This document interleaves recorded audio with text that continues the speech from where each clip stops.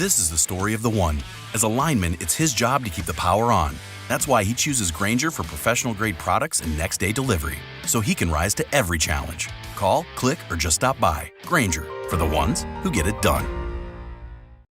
Experian is your big financial friend, helping you explore credit card offers with confidence. Some cards are labeled no ding decline, which means if you're not approved, they won't hurt your credit scores. See Experian.com for details. Applying for cards labeled no ding decline won't hurt your credit scores if you aren't initially approved.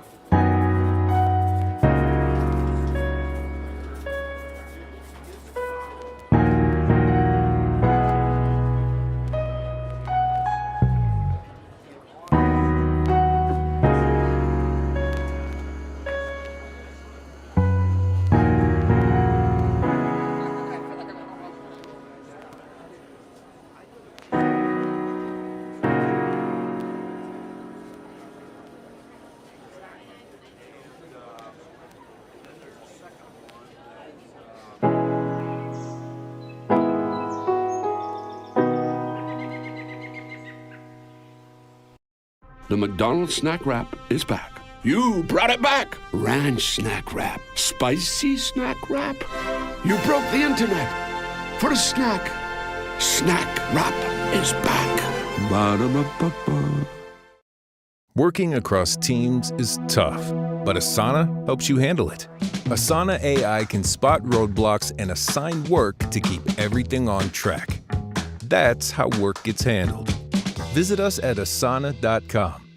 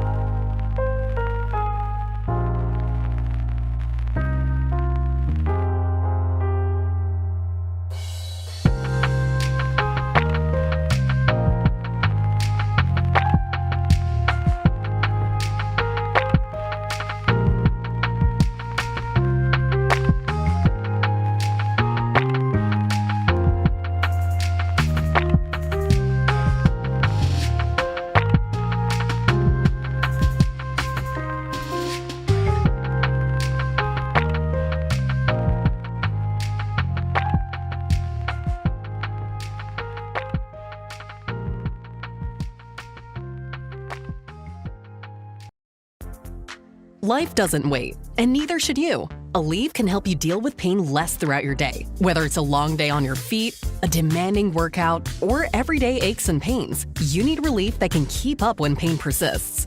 Aleve is here for you with longer-lasting body pain relief compared to leading OTC-branded pain relievers. With just one pill, Aleve lasts up to 12 hours. Don't let those aches hold you back from doing what's important to you. Use as directed.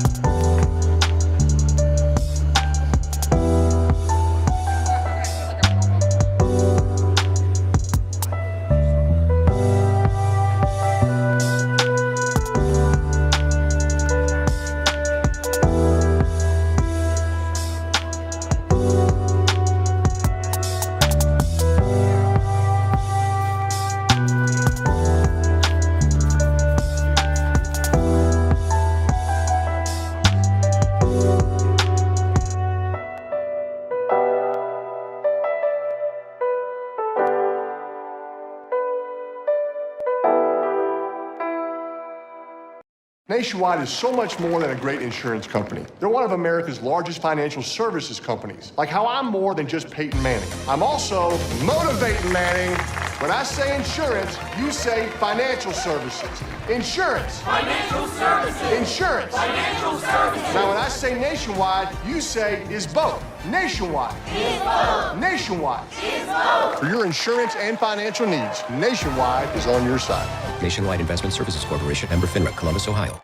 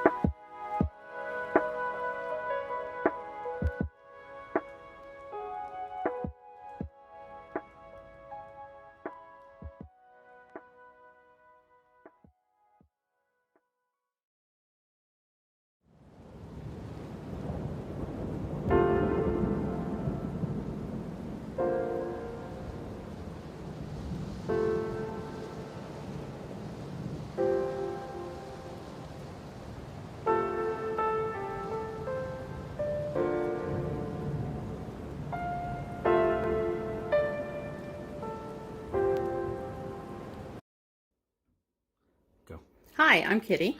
I'm Bill Lehman. And we had a timeshare that we didn't use, and we were bullied into buying it. And thanks to Wesley Financial Group, they got us out of it. Don't ever buy a timeshare.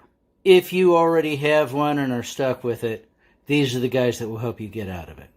Thank you. Thank you.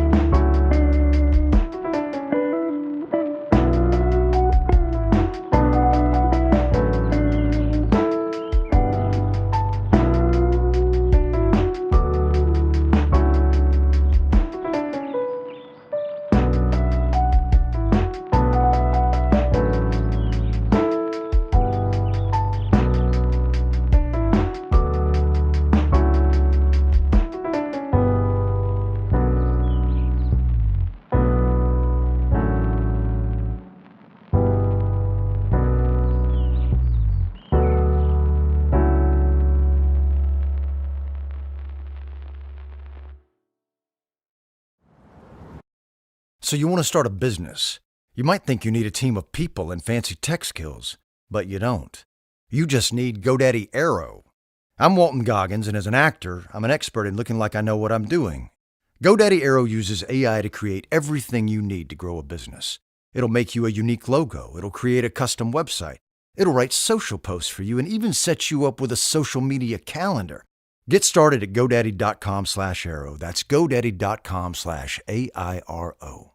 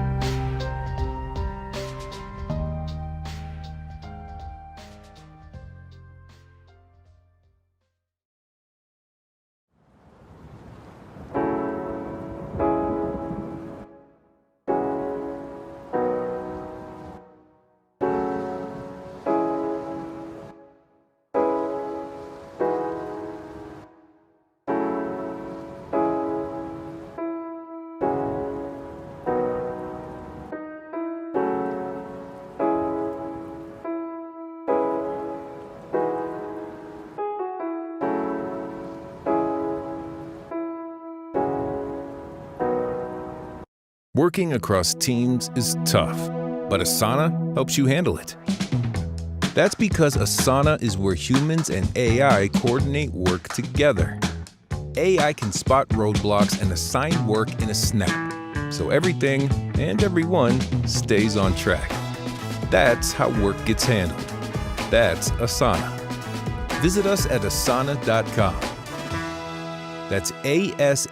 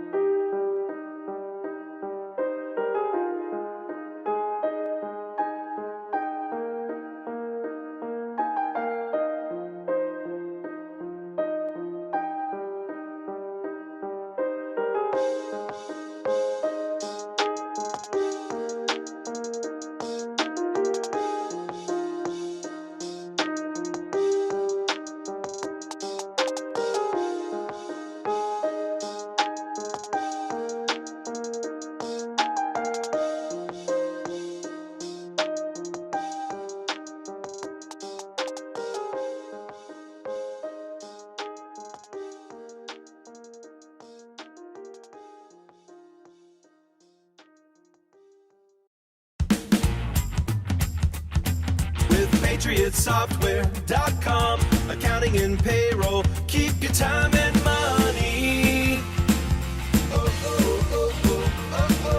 Easy to learn, easy to use. Small business software tailored just for you. With PatriotSoftware.com. Accounting and payroll. Keep your time and money.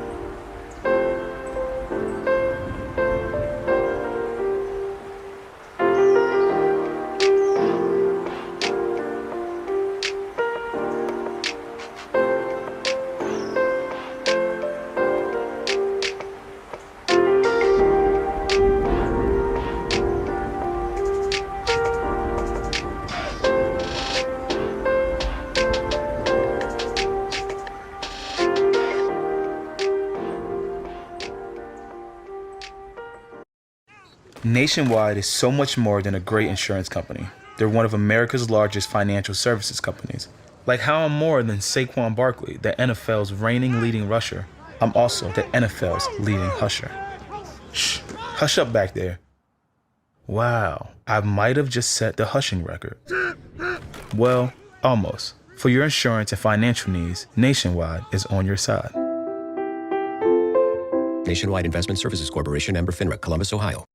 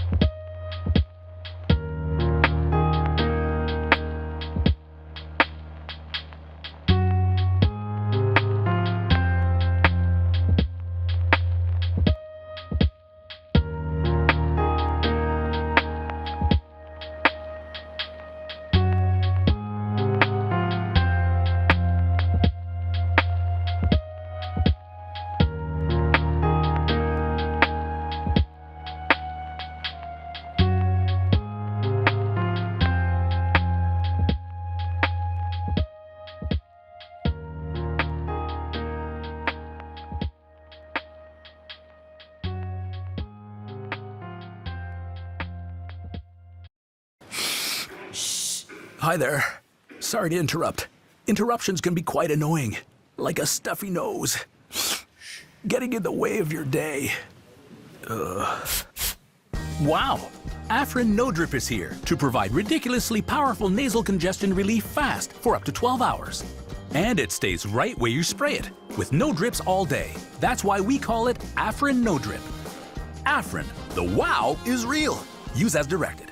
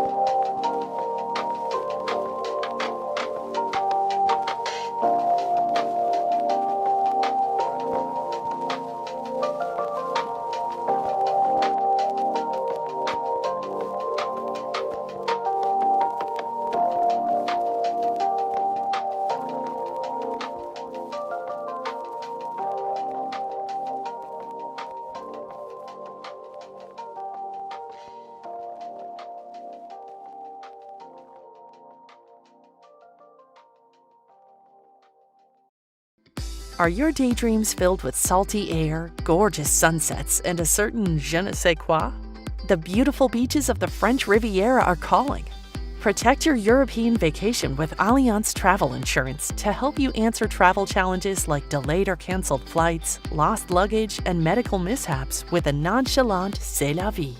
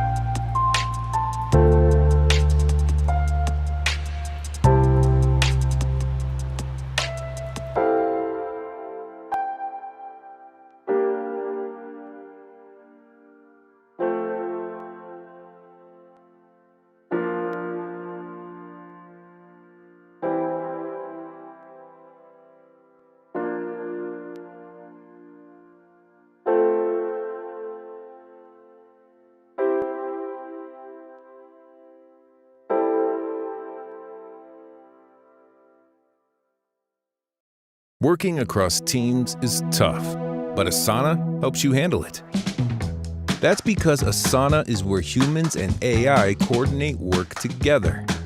AI can spot roadblocks and assign work in a snap, so everything and everyone stays on track. That's how work gets handled. That's Asana. Visit us at asana.com. That's ASANA.com.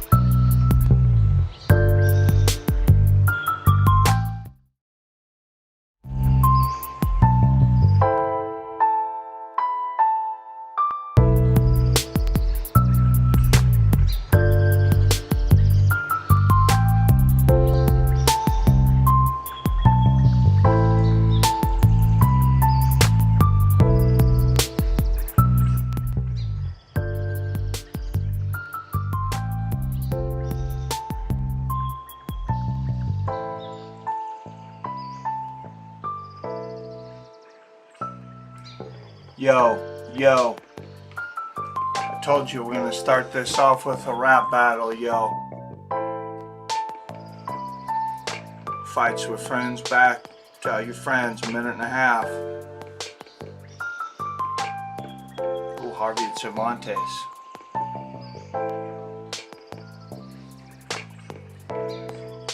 This is looking like a pretty good fight here with 2:45 left in the second.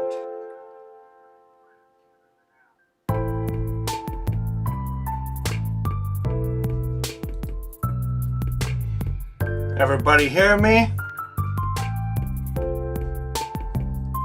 We got some volume up in this. Yo.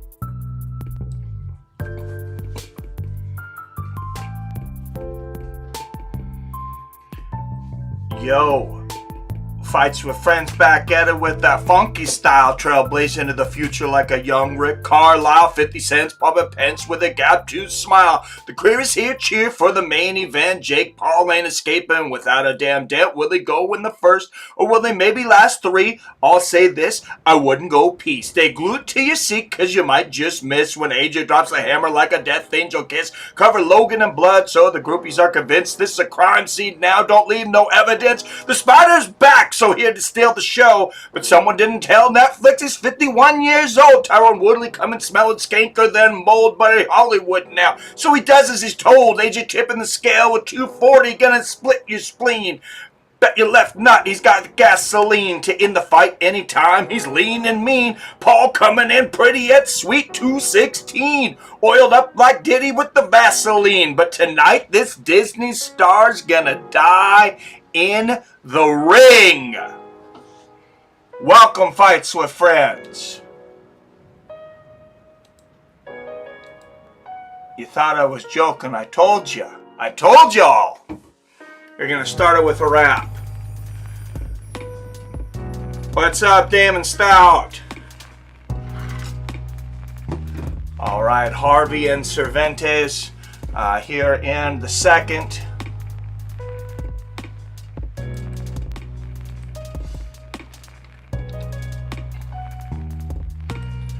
$35 seconds left here in the second. We'll pick this up in the third. Let's go through the chat here. Jason Kagan was here early. What's up, Jason? Let's see if he's still up in this. Billy Hughes holding it down. I see you've been moderating like a madman. Oh, and Phil D with the first hammer drop of the night. What's up, Phil D? Frankie Chorizo, he says smart bet is KO in the first 5 minutes. Phil agrees. Netflix broadcast is live, says Billy Hopkins on the pre-show channel. I couldn't make it quiet at the beginning. I will try to make it worth your while by the end. Who got knocked down earlier? I was just coming in, but I seen in the comments there was a knockdown. Going to Mr. Harvey's corner here. We can kill the music here, right? The background was nice, but we'll kill the music.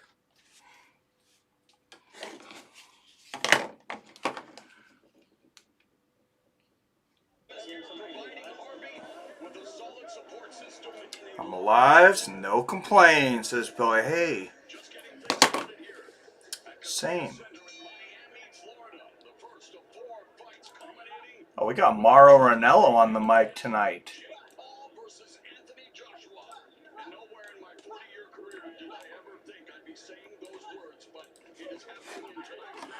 Like old school Pride days.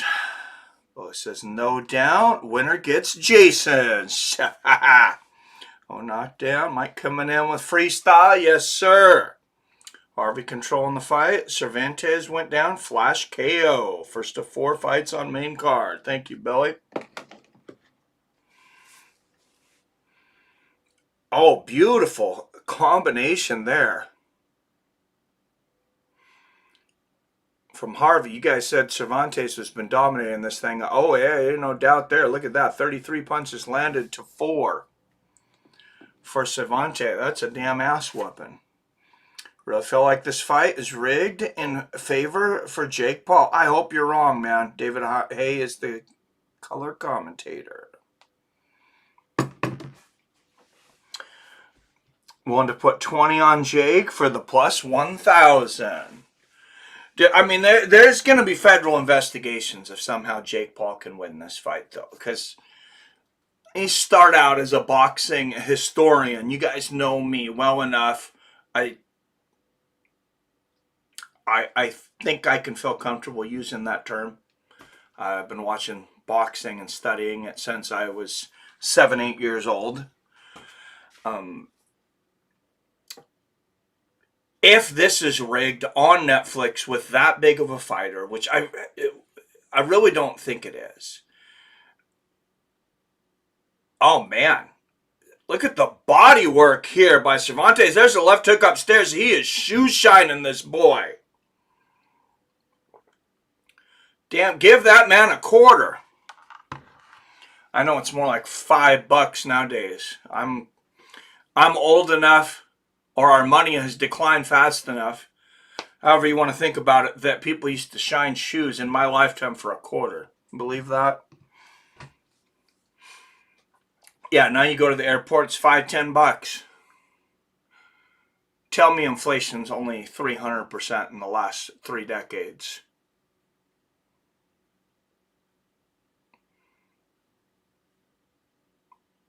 Oh, nice left hook upstairs there from Harvey. Cervantes been dominating this whole fight. Harvey looks like he's been coming on since I've been watching here. Did he already wear Cervantes out? That's a short gas tank. It's looking like he filled up during the Second Iraq War.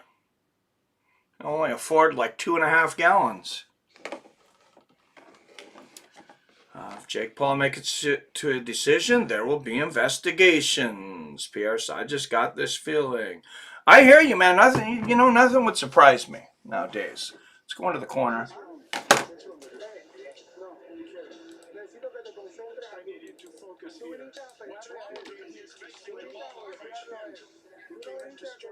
Listen to Cervantes' corner. Says Sounded like he said, "What's wrong with you?" That was garbage, but that's not what the subtitles say.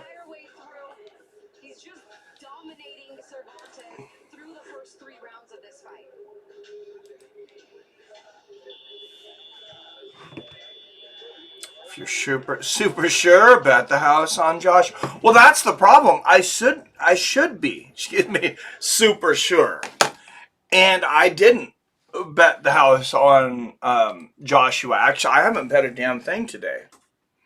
Only thing I bet is on the weather in Chicago.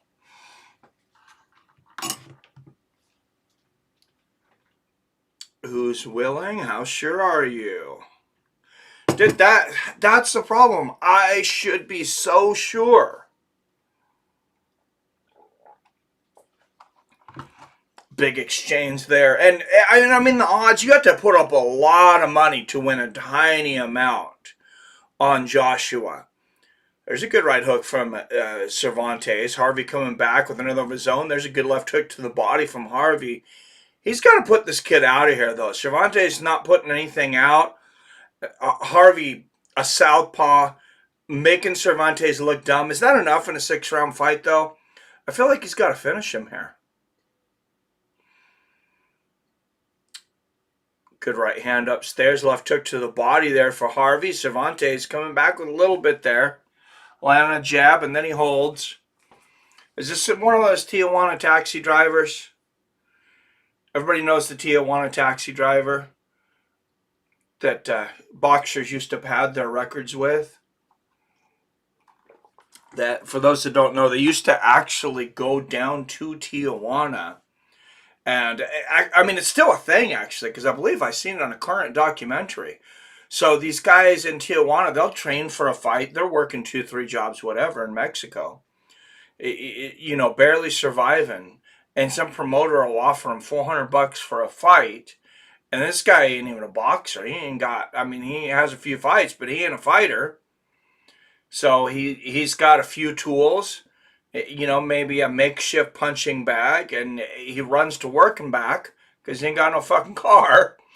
And they tell him, hey, we'll give you $400 to go out and fight this guy. And I don't think they take a dive. But the thing is, they don't have time to train. They don't know how to box. They don't have trainers, a lot of these guys. And somebody says, hey, I'll pay you $400 to go into the ring. You're probably going to get knocked out, but it's more money than you make in 6 months. I don't know. Whatever it is they offer him, it's a lot of money in Mexico. So they fight him, and then a lot of these fighters, they get, they'll have 10 fights on their record like that. And that's how you seen back in the day, these guys would come in 20, 30, 40, you've never heard of them. Oh, Harvey's just beating on him. Yeah, I think Cervantes is a Tijuana taxi driver. But I don't think we're going to see Topuria till 2027. Mike, thoughts? Oh, man, I don't know. I don't know what's going on there. I don't know what to believe. I'm kind of honestly waiting for more facts to come out. That whole thing's weird. I don't know what proof there is of the new allegations. I know he split up with his girlfriend, wife, whatever it is, and then after they split, and someone correct me. Someone can correct me if I'm wrong here. I actually haven't looked into this a lot behind the scenes. So maybe I shouldn't speak out of turn, but you guys know it's me. I'm just going to do it.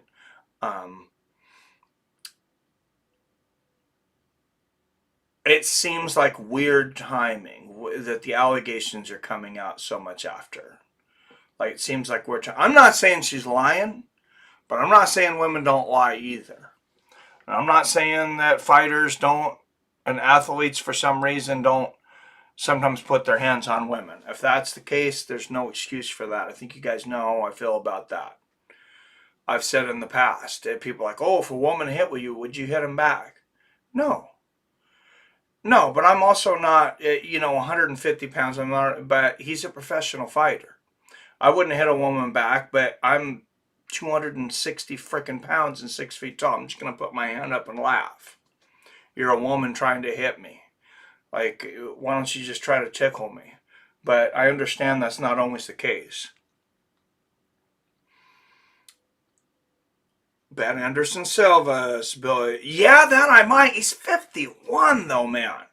Did Netflix really know that coming into this? He's 51. Well, he'll be 51 in April. He's 50. And he'll be 51 in April. And I want to say Woodley will be 44. Yes, Woodley will be 44 also in April. So 7-year age gap. Oh, big right hook to the body from Cervantes. This would be a heck of a comeback for him. Cervantes finally starting to show some defense here too, ducking under our right hook. He might be learning how to box for the first time right now, so he's just kind of picking up on these things.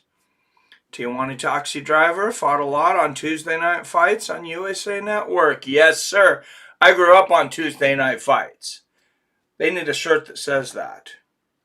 Most people wouldn't know what the hell you were talking about, but if someone did know what you were talking about, probably know that's somebody you could have a conversation with. I'm from Tijuana, and this is true. Easiest $400 I ever made. Oh, that's incredible. Robbie C., what's happening? Just enjoy my vacation in Texas. There he is, the drunken charge. What's going on, my man? Hopefully less drunk and more in charge.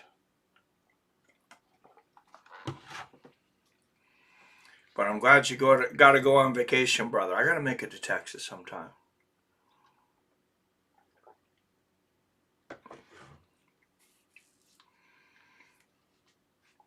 I grew up on Tuesday Night Fights. I know you did, Rob. We were talking about it. Man, those are the freaking days. I don't even know where you find them now. I think you might have to order the DVDs.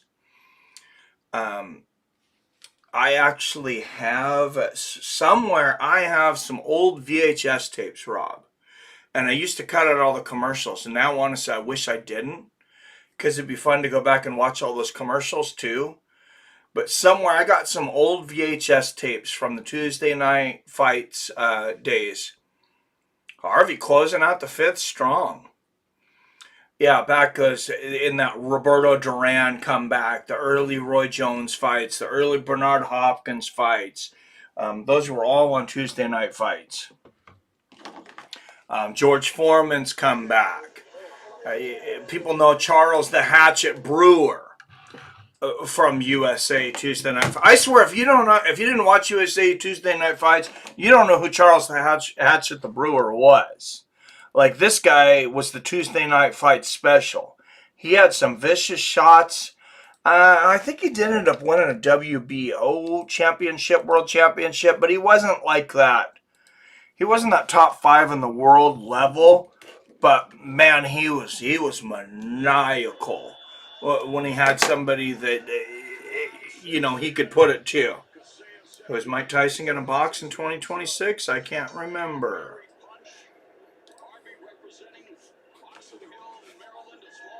I think he's going to have to box the nurse at the nursing home to get out of there before he can step into a ring. I don't know. Good right hand there from Harvey. Riddick Bowe on Tuesday Night Fights. The first time I saw him. Yes, Riddick Bowe was on there. Floyd Mayweather. Vinny Pazienza. Vinny Pazienza had a large majority of his fights, it seemed like, on Tuesday Night Fights. There's a big right hook for Harvey, and you can see he is pitching a shutout here. Oh, beautiful right hook there from Harvey. He's pitching a shutout, but he's only got one strikeout there in the first round. Let's see if he can finish this in the last. Robert says, in Africa. Tuesday Night Fights announcer went to Showtime Boxing after it ended. Yes, sir. It was Teddy Atlas. Teddy Atlas was on there, and I believe Max Kellerman. That's when we got both those guys, was from Tuesday Night Fights. Oh, Sean O'Grady. Sean O'Grady was the head guy. I must have been thinking of ESPN Friday Night Fights or something. Yeah, Sean O'Grady on Tuesday Night Fights. Back to my point, everyone I have talked to about this fight swears on the Bible Joshua going to eat Jake alive, so I bring up my DraftKings app, and then all of a sudden that certainty go poof. June, you're not senior. Tyson versus Mayweather. I forget. What? Mike Tyson is not fighting Floyd Mayweather. Tell me that. I did not hear this. Tell me that's not true. I mean, why not? Mike, almost 60 years old, got in there and embarrassed himself against Jake Paul. Just go back to your podcast, Mike. Everybody was loving you. Oh, Harvey landed a vicious combo there. There's a good right hand from Cervantes. Isn't that weird, though, that you got regular 9-to-5 people that are quitting their jobs and some of them making millions and millions of dollars on podcasts? Oh, what a back and forth here to end the 6th round. Let me pay respect these last 20 seconds to these fighters, and then I'll get back to my thought there. Beautiful left hook there from Harvey. What a right uppercut. Cervantes, he's got nothing if he doesn't have a chin. Damn, he's taking some pepper. A good left hook of his own there, right on the chin of Harvey. You guys know I only trust these punch stats, the ticker thing, to a certain point.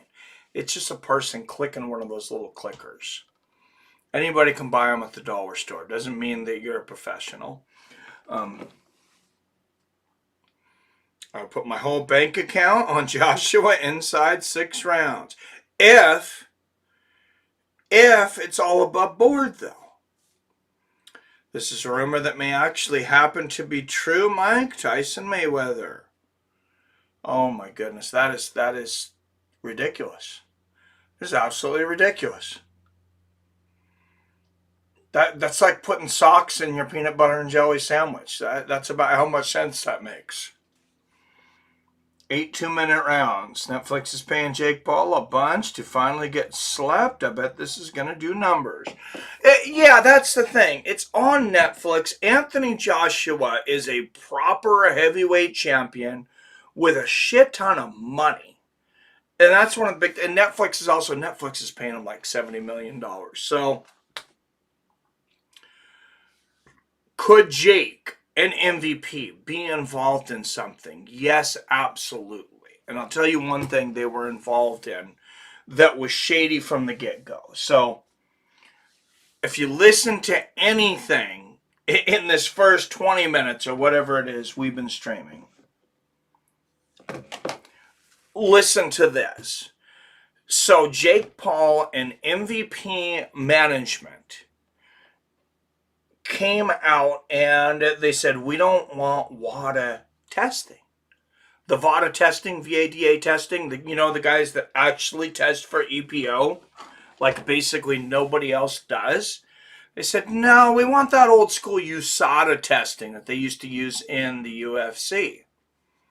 The only reason I can think of, let's get our decision here. No suspense there. I don't know if Cervantes ever won a fight, but it didn't change tonight. Oh, U.S. Olympian in a second fight. Okay. Oh, we got Ariel Helwani in the ring. Couldn't get a real boxing guy, huh? 185 to 37. That is a wash. That is an absolute wash. Well, that's why it's a gamble, because it's not above board. I'm going to look on Robinhood now and see if I can bet. See if I'm able to bet Joshua by knockout. A little bit of money left after betting on the weather in Chicago, but I gotta wait for the weather. Gotta wait for the weatherman to finish his report. But I'm pretty sure I won. I want to say it was like 25 degrees there. And they have pretty good odds at it being over 22 and over 23. I'm not joking. I did bet on the weather too. Call me a gambling degenerate if you want. I'm 3 for 3 on betting on the weather. The weather don't move as fast as these guys do.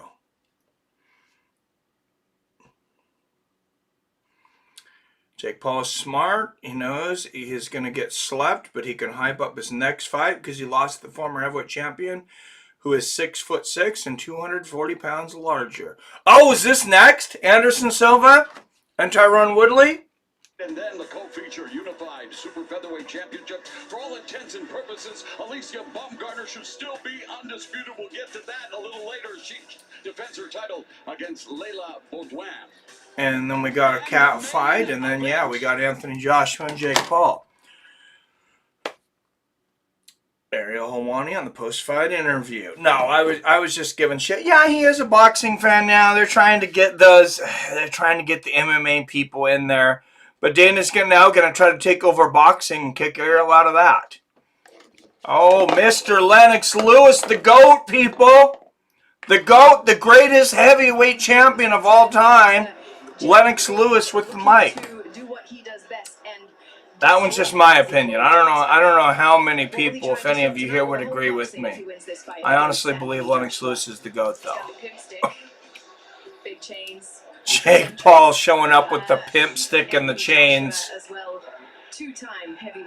I don't know what's going on here, guys. And there is Anthony Joshua. Come on, man. I mean, unless this dude's poisoned. Come on.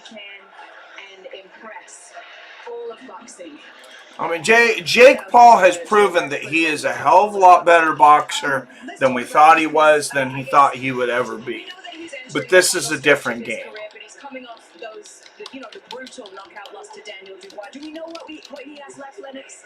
Yeah, no, we don't really know what he has left. He's going to have to prove it to us what he has left. And I got to hear what Lennox Lewis has to say about this. I think it's going to be a good fight in the sense of he wants a good win right now because he's coming off a bad He's looking skinny now. Lennox is looking like a light heavyweight. I don't know, cruiserweight. Champion of the world. So, I don't think a fight like this proves it, but it gets him closer. All right, let's get a poll up for this one.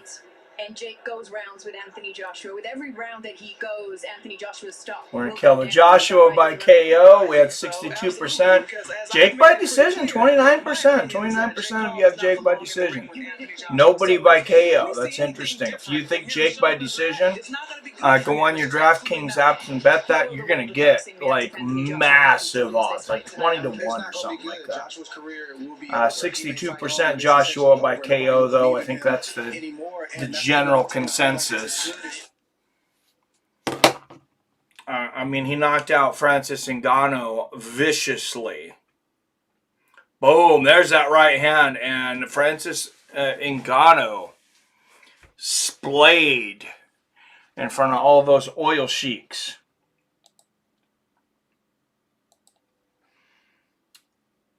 All right, so we're going to end that poll. I know we did that one early. If people request, if there's more people later, we can do it again. But I think this is the competitive fight of the night. Should be.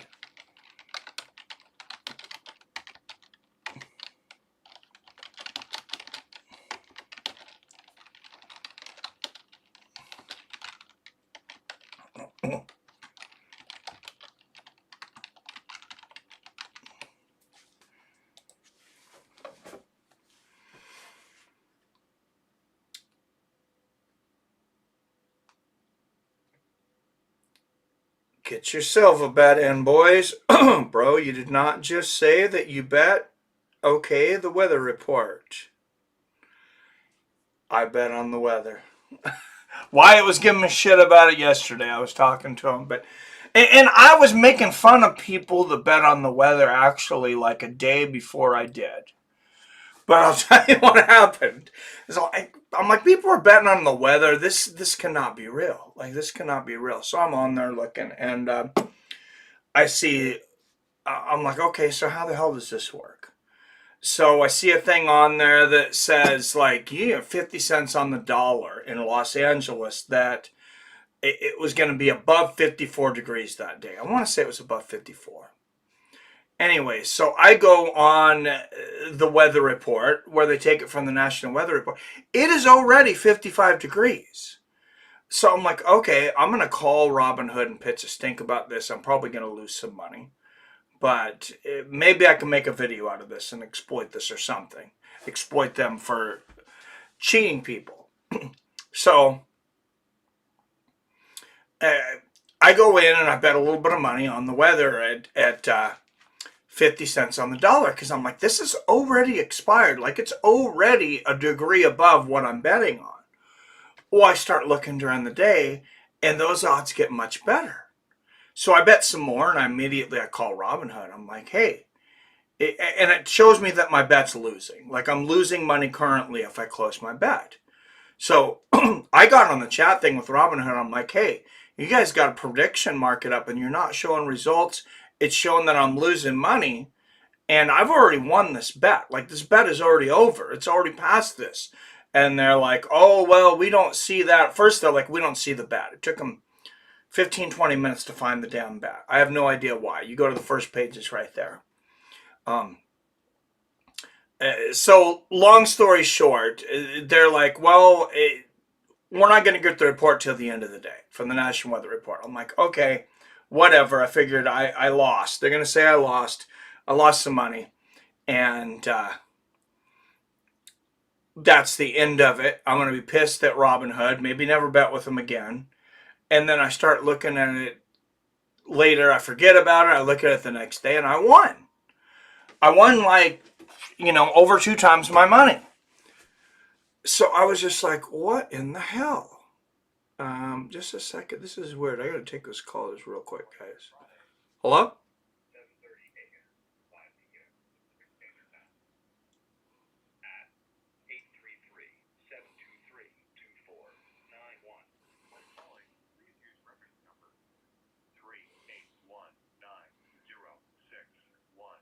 Okay, guys. I don't know if you guys had gotten this before. This is weird. Oh, it won't say it now. So this 833 number called me, and it said maybe Michael Benedict. Like that maybe I'm calling myself. I don't know. That was weird. Anyways, where's Wyatt? It's Jake Paul fight night. I know. I don't know, bro. Yeah. I'll go back in 2010. Tell yourself Silva and Woodley are going to be boxing each other in 2025. I might have stopped watching fighting then. No. 420, yes, Rick Chaos. I'll tell you, Robert, the drunken charge, or Chaos, anybody that still drinks alcohol. Guys, I don't know when the last time was you went for peppermint schnapps, but my wife went out. She was actually looking for peppermint schnapps, and she couldn't find it at several places. She goes to the liquor store, and they have this thing called super schnapps now. It's 100 proof. Takes some coffee, like some cold brew, like some good cold brew. Put some peppermint schnapps in there, like 3-4 ounces, maybe 8 ounces of coffee, 3-4 ounces of peppermint schnapps, and then take some coconut cream liqueur. I had it's about 22%, so 44 proof. And then I put just a little coconut creamer in there, actually. Mix that up. That is better than any goddamn Frappuccino you've ever had. And it'll knock you on your ass. Boys, BKFC Knucklemania 6 in February. Rothwell versus Arlovsky is the main event. God, those guys are so old. When you come out with a sport and it's immediately dominated by 50-year-olds, you know your sport is in its infancy.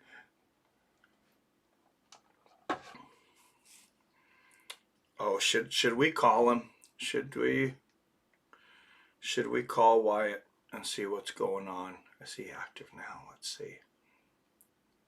He's not hiding, is he? Oh, it says active 10 hours ago. I bet he's sleeping. He's just going to think I pocket dialed him. I need to get something on my phone like a screen protector. I'm constantly pocket dialing people.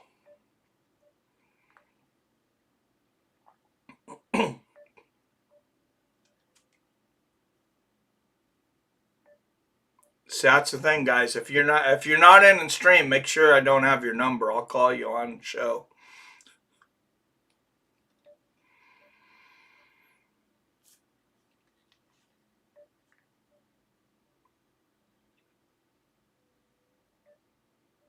All right. Yeah, I don't think he's gonna pick up.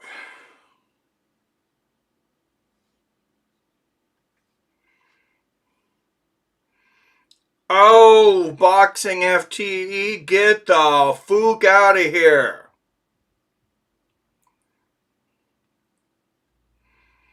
Oh, Billy already got a good job, man. I'm here, hanging with my wife at the moment. Cheers. Cheers, Phil. Cheer, Phil's wife. Hey, thank you for letting Phil hang with us and watch the show and post his awesome videos for our Facebook group.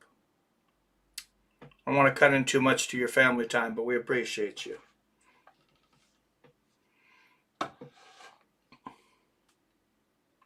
Where's Jason? I don't know. He knows it's a minute till the main event. He might be getting in a main event of his own. I don't know.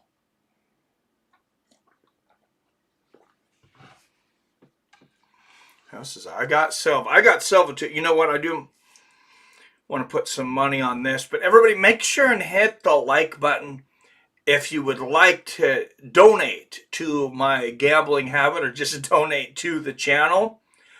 Hit that super chat, or you can hit me on Cash App Seattle Mike and just say what fighter you want me to put the money on. So unless you want me to choose, that's fine. But if you want me to see me bet on a certain fighter, we'll have the bet. Let me put up the bet meter here.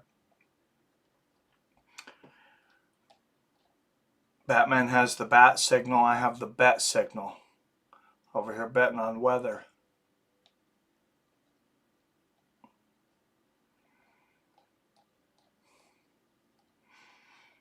Robin Hood better not try to say it wasn't over 23 degrees at O'Hare Airport in Chicago today either, or they're lying.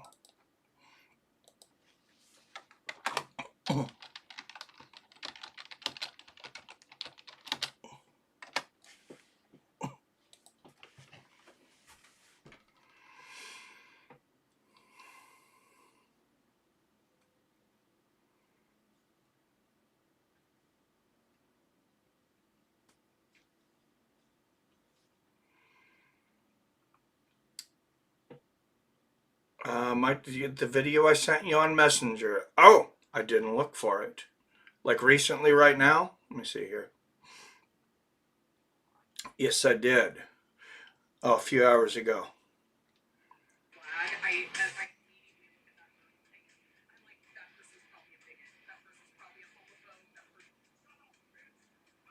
I'll have to watch this. Looks like some America, huh?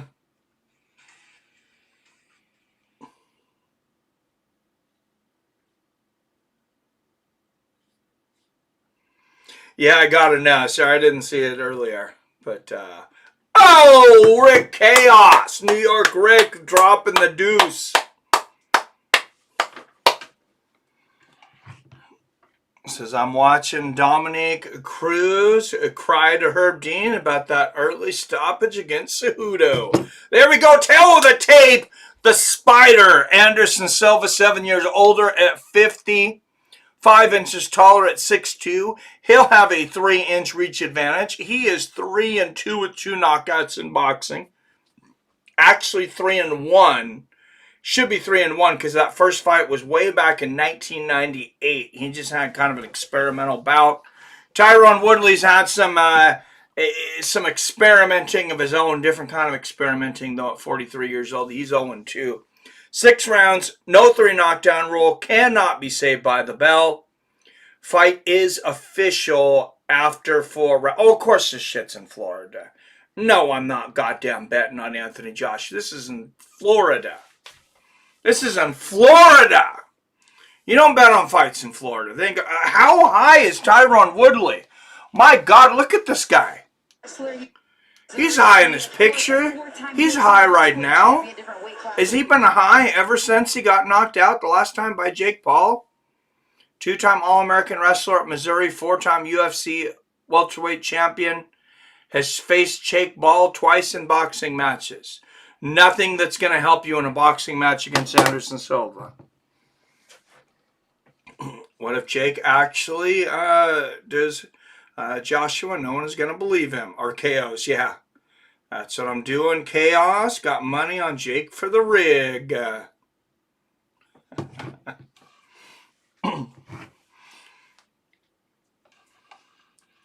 Dropping the deuce. That's pretty funny. Yeah. Speaking of deuces, look at the sponsor on Tyron Woodley's jacket here. Dude Wipes. Huge Dude Wipes. Like he's already planning to shit his pants. Dude, you're only 43, man. You're younger than I am. Try and keep it together. Tyron Woodley's got that. I'm doing this for the money face. All right, guys. Okay. I'll put a couple Virginia Slims on Anderson Silva. Jason, there he is. Oh my God, how high are you? This one belongs to your sister-in-law, Mikey. I'm sitting here. Tyron Woodley's doing his walkout. I told Sam I'd go back to the office and set up everything, watch fights with friends, and interact with you and the guys, and then watch the fights. And she's like, you don't have to. So I brought you out here, and the first thing she says when Tyron Woodley's making his walkout was, if you're a dude, why would you want to wear a vest that says what? What is Dude White. Dude White. All right. 15 seconds later, you said it, and I was trying to find your fucking number in my phone. Yeah. Hello, Mrs. Kagan. Thank you for letting your husband hang out with us. Keeps him out of my hair. But she doesn't mean that. She knows what's up. She knows who wears the championship belt in this house. But anyways, yeah, I was just calling because she said that shit, and I said Mikey and the boys needs to hear it. Now, we just got done watching Fallout.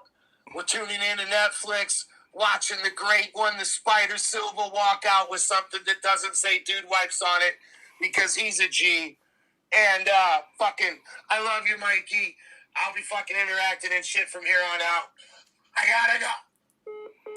All right, Jason Kagan, everybody.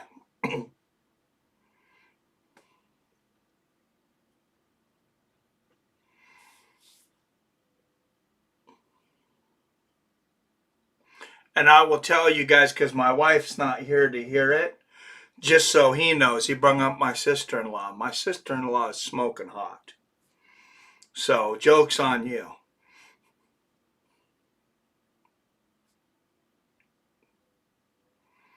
All right, boxing. I got to hurry up here. Oh, it's already down. Oh, no, there it is. They hit it. It was in a different spot. I'm betting on Anderson Silva. Oh, I'm betting more than $2, though. I'm betting $60. You covered my commish, though. New York Rick, this one's for you. $100 on the Spider. The Spider Silva. Because I think I'm going to have confidence that we're probably not going to get $100 in donations tonight. We might. You guys might put me wrong, but I'm doubting it. All right, judges from Florida, Texas, or something in Canada. Why are they letting a Canadian? Why are they letting a Canadian judge an American professional fight? Well, it looks like a man that knows he's gonna. Oh, he is. He is that man. All right, out of the blue corner from St. Louis, Missouri, excuse me. All the way from St. Louis, Missouri to take a dive. He's already 0-2 in boxing, including getting knocked out by a Disney/YouTuber. The Dude Wipe King, Tyron Woodley. Oh, he looks like he is already ready to get the hell out. How fucking high is Tyron Woodley right now? And a little red corner, fighting out of Sao Paulo, Brazil, with a record of 3-1, because I will not count the first loss. With 2 knockouts, a living legend, one of the greatest fighters to ever put on a pair of gloves. You guys witnessed it. Jesus walked on water. This guy moon danced on water. Anderson, the Spider Silva. Funny would it be if he poops his pants. Oh, dude. Remember when fighters had the Condom Depot ad on their ass? Hey, that was way classier than Dude Wives. I just gotta say. Personally, I think that's way classier than... At least that dude's getting laid. You ain't getting laid walking around with fucking fucking baby wipes on your ass. Oh, shut up, dogs! Oh, my dog's howling. All right, guys, here we go. Oh, we got to kill the... Was it 88% in the poll for Anderson Silva? You guys are pretty smart. Oh, look at the Jumbotron with the blue gloves. Does that not bring flashbacks from Pride? Anderson Silva with the yellow and black trunks and the blue stripe there. But on the Jumbotron, they look like blue gloves. And Anderson, the Spider steroid juice ask. He's 50 years old. I hope he's on all the drugs. Dude Wives brought to you by Diddy. Oh, this is going to be ugly. I feel like he is 50 though. Anderson is 50. That's the only thing that makes this entertaining. But it's Anderson fucking Silva, and he does look like a grandpa. He's got those shorts almost all the way to the nipples. Come on, Grandpa Spider. Knock this slightly younger old man out. Anderson's going to wait for Woodley to give him something. See, he blocks that. This is what he did against Tito. I think he threw like 3 punches in that fight, and he knocked Tito out silly. Woodley's not a boxer. Anderson knows it. He's going to wait for him to throw something stupid. He's going to dodge to the side, and he's going to knock him down. He's going to miss again. He's going to knock him down again. And then it happens again. He's going to knock him out. Hopefully. Well, Anderson's got him up against the ropes. Woodley. Why does Woodley look like a small child right now? He's throwing combinations. There's the right hand to the body. Woodley definitely putting gloves out there. Anderson blocking most of this. Anderson definitely not detoured. Backs Woodley up into the corner. Oh, now here's where Woodley's going to make a mistake.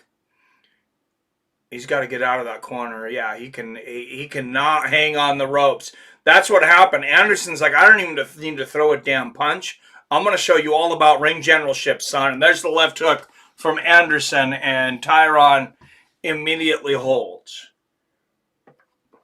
It's all about footwork here, even at 51 years old. Don't watch the hands, watch the feet. Because Anderson's going to continue. Look at Tyron. He's already backing up. Anderson's already backing up. He's barely doing anything. There's a good right hand to the body from Woodley. Thank you, Billy, for getting that bastard out of here. I wasn't a Spider fan. He was a cheater. Chael, on the other hand, but a gentleman never cheated. If you don't shoot Big Red, then fuck you. Is that from something? Because that's hilarious. Oh, here. Oh, Anderson's starting to move around now. Woodley clinches. I hope Anderson's got more than he showed there in the first. I think he's letting Woodley kind of tire himself out, though. I'm hoping. Let's look at the live odds here. I should have waited for that. See? Oh, see, Anderson? Anderson's underdog money now. 38 cents. Are you kidding me? Yeah. 36 cents now. All right, I'm gonna buy another 100 contracts on Anderson. All right, let's put another 36 bucks on Anderson.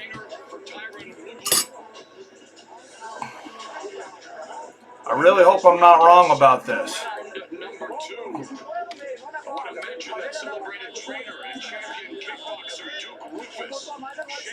Tyron Woodley into a mixed martial arts champion at Rufus. All right. Am I crazy, guys? Is that just is Anderson just shot? I think he was just playing in the first round. Hard to believe they only fought 15 pounds apart. Woodley looks like a 145er. Yes, he does.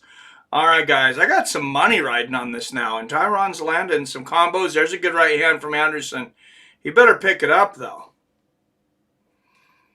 Anderson better pick up the pace.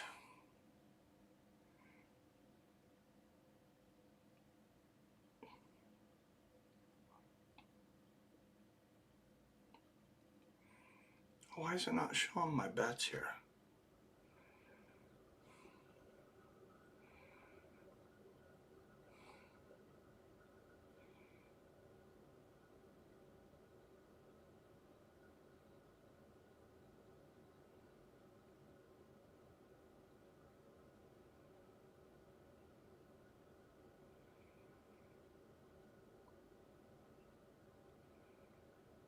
Oh, what a right uppercut from Anderson. Frickin' Silva, and Woodley is down. What is up, motherfuckers? 39 cents on the dollar. 39 cents on the dollar. Silva played, you fools. 39 cents on the dollar. Woo! It is all over. The spider does what the spider does. And Tyron Woodley does what he does, shits his pants and quits. Damn. 39 cents on the dollar. Just like Roy Jones used to do. To bring a right up, it was absolutely splendid for a 50-year-old man to put up such athleticism. When take it out comes to Silva's roots. I'm going to paraphrase mental level MC Black Thought. Silva grew up in a place where opportunity was afraid to knock in Sao Paulo, Brazil. And yet, like Pele to soccer, Ayrton Senna to racing, Anderson Silva representing Brazil at the highest level. Did I mention he was 50?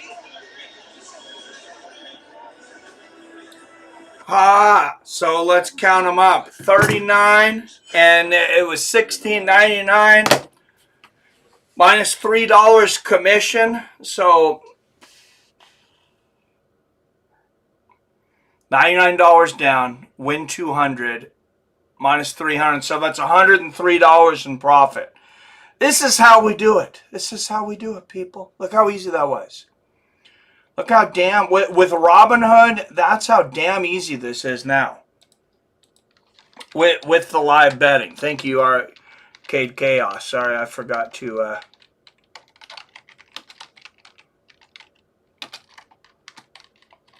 put up the donation.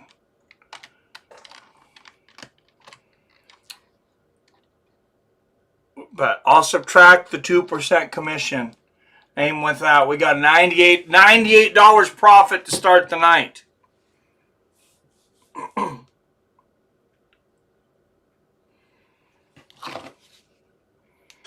Tyron Woodley didn't even stick around. He's not even there. He left. Anderson's standing there with his hand up by himself. What an uppercut. vicious right hand that Tyron Woodley did not see. Right uppercut, 2 right hooks. Spider still getting it done at 51 years old. Boom. The Michael Jordan. Oh man, what a showboat too with the little shoe move there. The Michael Jordan of combat sports right there, Anderson Silva. Still doing it at 50 freaking 1.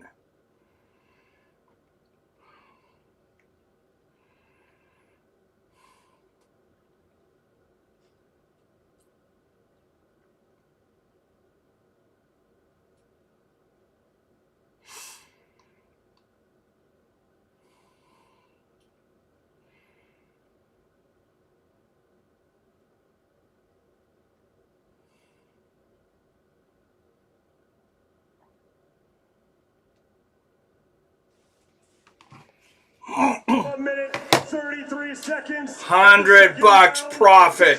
Your winner by TKO. Woo! Anderson, the Spider, Silva. Howdy, IROC. Let's go. You IROC sounds like you got plus money. Yes, sir. What's up, Adam from Allen? But Woodley could not rap, so just let him box. He can't box either, buddy.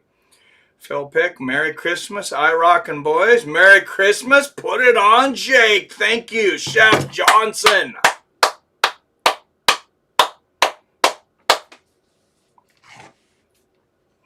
Smoke train time, boys. Name your strain. Billy just picked up some Cookie Kush. So I'm smoking on pink cherries. I got AJ's. Phil, grape gas in my vape. I got AJ by Jake's Corner throwing in the towel. AJ KO round 1. Shout out Phil and Chef. Look at this guy here. I have young kids to push me hard every day, you know, and the great team in Brazil. My amazing coach here, Coach Nico and Coach Dora. And I'm so happy to be here and continue doing something I love, bro. This is amazing. Were you expecting a quick fight? Were you expecting to get rid of him in the second round? No, I just try to take my time, you know, my distance, and I'm lucky. But lucky is the people training hard, and I'm lucky. Yeah, I disagree. I don't think you're lucky. I think you're very good, my friend. And we're looking at the highlights right here. Tell us what you see. Who else is doing this at 51? George Foreman was doing it at 46. Who else was doing this at 51? This dude snapped his leg in a billion pieces, too. And here he is knocking people out at 51 in 2025. The former Pride champion, the former multiple UFC champion. Held the record for most title defenses for many years. Is this a great moment to go out on, or do you want to keep going? I mean, I keep doing, you know, I go back to work right now and start my police academy to Beverly Hills PD, and you're going to become a police officer. Yes, you know, I think that's the hell yeah part in my life. I need to give something back for the United States. Wow. And Anderson Spider Silva, Beverly Hills PD. I love it. Police officer, I don't think anyone's going to want to mess with you. Does that mean this is your last fight? No, that's not my last fight. I keep working, I keep doing something hard, and we'll see next time, in next event, and most I will promote. We'll see. I need to say thank you for Nakisa to give me that opportunity from my opponent. You know. Oh, sorry, Phil D. Rowe with the donation. Sorry, I missed that one. And Chef Johnson with the $10 donation. Thanks, guys. We're up to $14 here. And doing this, you know, and I need to say thank you for my opponent. Thank you so much, Tyron. I want to ask him a question in a moment, but I do want to ask you, who do you want next then? Give us a name. Who's next for Anderson Silva? Wow, somebody tell me. So, you Spider-Man, who your Venom?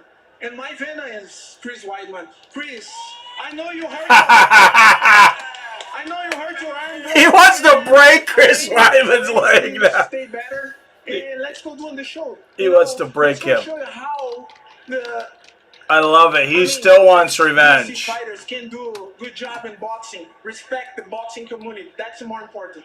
I'm waiting for you, Chris. All right? See you, buddy. Say hi for your family. God bless you. I would love to see that. Nikita Badarian is the man who can make that fight.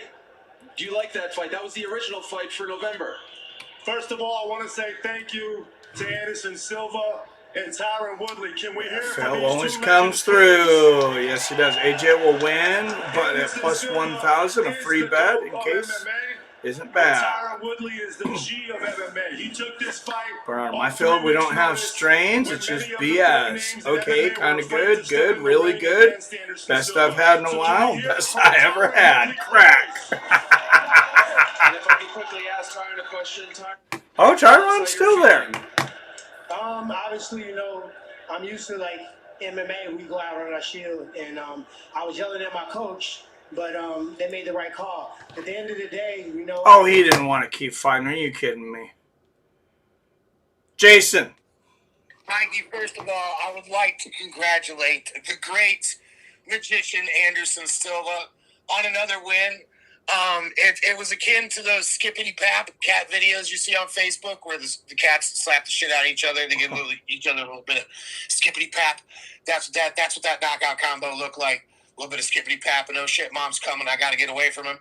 But I did notice that he said he was going to go on to be a Beverly Hills police officer. Is that what he said? Mikey? I think he is the next Beverly Hills Ninja. Yes. Well, see, that reminds me of another thing that the great Chael Sonnen once said when being called a person that hates Brazilians, that doesn't like Brazilians. And Chael Sonnen reminded everyone that their greatest heroes abandoned Brazil. So why should he give a shit? Because as I remember, when Vanderlei Silva had $1 million house in Vegas, and fucking so did Anderson Silva. They didn't live in fucking Brazil anymore. Chael Sonnen cared about the Brazilian people because he still took fights in Brazil. But that's neither here nor there. What is important is that an old man can still kick the shit out of a young motherfucker any day of the week, Mike. Yes, sir. Any day of the week. And I think you're missing the point here. Here's the point I'll make here real quickly.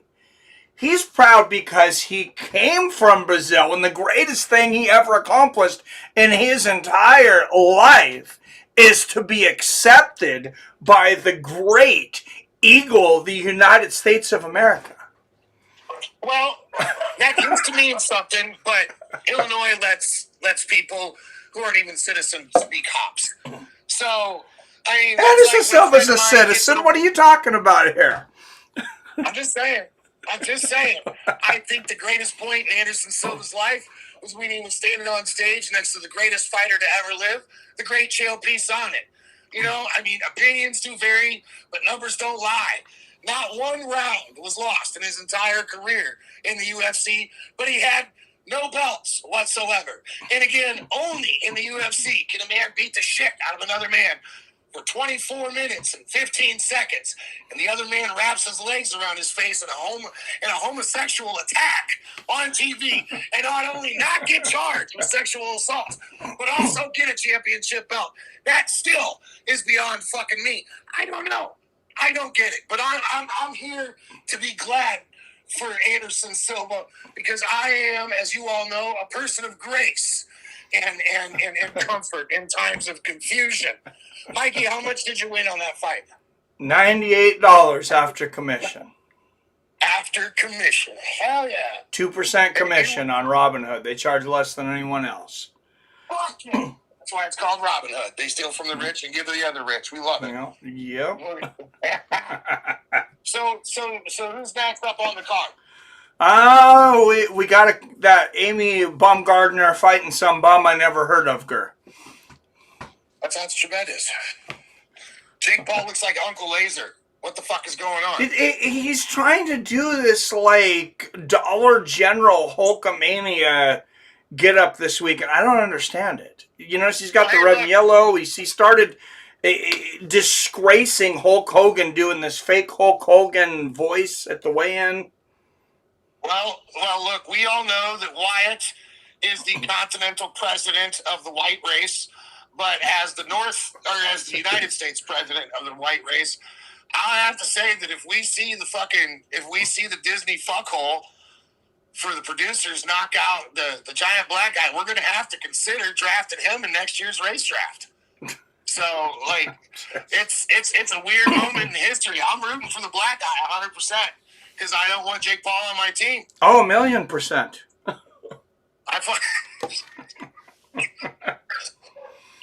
It's not like he's Kim Kardashian who hedged her bets by helping innocent people get off death row. He's just out there all in it for himself. And is Bumgarner a woman? Bumgarner is fighting as a woman. So that's a woman. Okay, yes. She has better cheeks and shoulders than me, Mikey. That's not saying much. Mikey, I'm thick. You've seen the pictures. You're lucky. I've seen the picture that you decided to grace us all with at the inside of your asshole on Facebook community post. I did it with the most evil man in the universe posed next to it, so you understand the power of the cheeks. Okay? You understand the power of the cheek side. But anyways, I'm gonna get the fuck up off here. I just want to take this opportunity to talk more shit about Anderson Silva. But yeah, when he said Chris Weidman, I thought he said Chris Lieben, and I was that for some reason that popped in my head too. Isn't that weird? That was the fight. That was. Do you remember when he fought Chris Lieben and Joe Rogan was like, I don't know why the odds look the way they are. Oh, no one will ever forget. Oh my God! And Chris Lieben was on a comeback, bro. He was on a 3-fight fucking win streak. Hey, bro, before we give you the title shot, do you mind fighting against this random Brazilian who fakes like he can't speak English? Yeah, sure, no problem, Dana. Bing, pow, boom, and then fuck. His career was never the same. Never, ever. Holy shit! Look at these sportscasters. Oh my God. It's like I'm in the fucking local shop that sells fake hair in the ghetto. All right, I gotta go. Jason Kagan, everyone. All right, Alicia Baumgardner. All jokes, people. So if anybody is offended by anything I say, fuck you. Because you're not part of our group.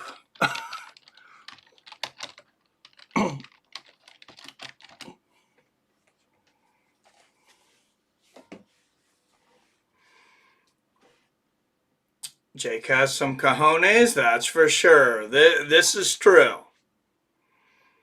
Is anyone else ashamed or excited to watch a Jake Paul fight for once? No, because we're finally hopefully getting to see the end of Jake Paul's illustrious boxing career. Alicia Baumgardner, Layla Bedouin, not to be confused with the Layla that can actually box. I don't know anything about this Layla. She's 13-1. She's got 2 knockouts and she's from Canada, though. How tough can she be? I mean, Wyatt's from Canada. He won't even pick up his phone. Is he in there? He's going to be like, what the fuck, Mike? I already read that one. Let's see. Jake Paul looks terrified. I don't care how roided he is or was. Anderson's probably still my all-time favorite fighter. Dude, yeah, he's my favorite. USA versus Canada up next. Where the F is Wyatt. There is Canadian on TV. Are they not required to tune in? Hey, I thought you were calling in, by the way, Bill. I didn't invite you, but you never need an invite. You never need an invitation here. Phil D. Roll, when's the last time you smoked Gorilla Glue number 4? Frankie! Hey, what's up, Mikey? Frankie Chorizo, everybody. Not much, man. How you doing? All right. With Tyron Woodley, like you could tell, after the first round when you see him, when you caught a glimpse of him going back to his corner, he knew he was fucked. He knew he couldn't win anything. And then no, that was a ridiculous matchup. I am so glad that Anderson took that first round off because it made me get incredible odds. I should have bet $1,000.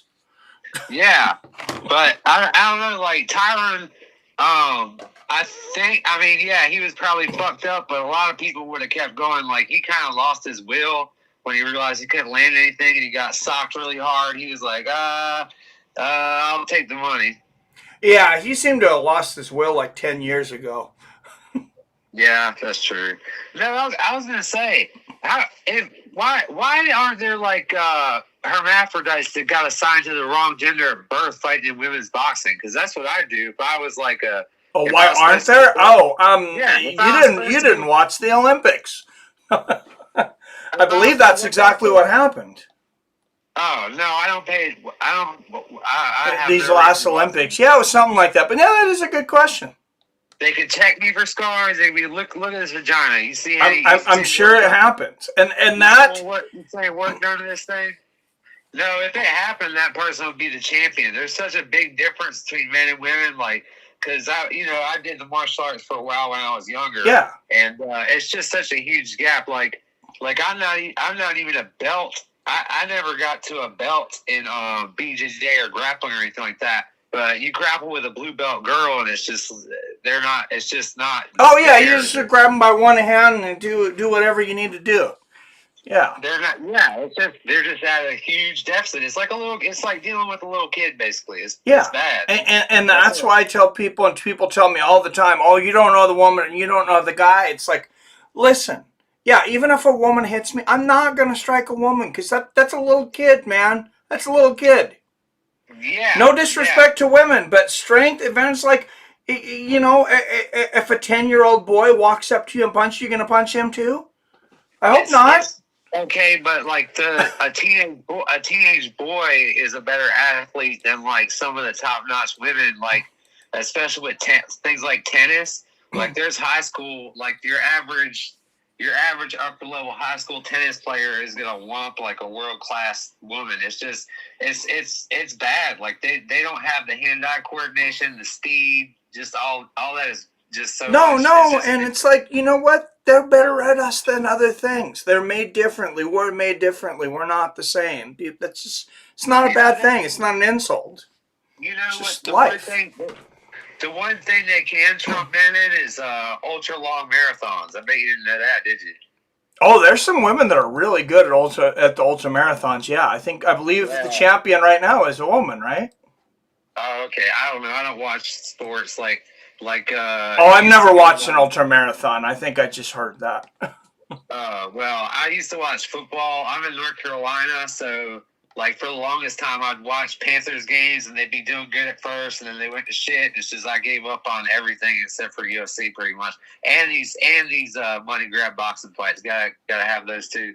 Yeah, right. I mean, you figure like football left a bad scar on me, like because my parents are from Buffalo.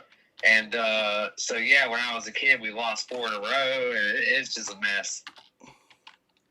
Oh, man. Yeah, that's I stopped watching the NBA a long time ago, but as a different reason, because they stole our team, sent them to Oklahoma. In the 90s, that whole Dream Team thing, like, it seemed like at that time, the NBA just had so many All-Stars. It was just... it was so fun. It was so fun to watch the NBA, and then they stopped letting them play. They stopped letting them play defense, and the game got boring. Right. All right, well, I'll let the loud guy call now, I guess. I'm pretty much All right, thank you, Frankie.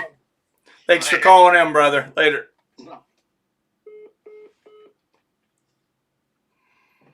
I should bet on how many times Jason calls in on my show.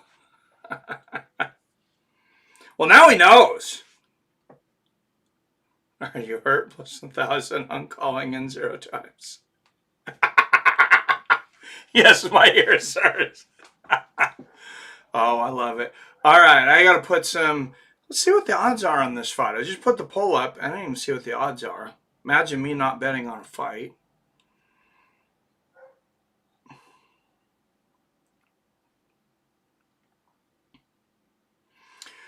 Baumgardner, 86% chance on here. It says that Baumgardner wins.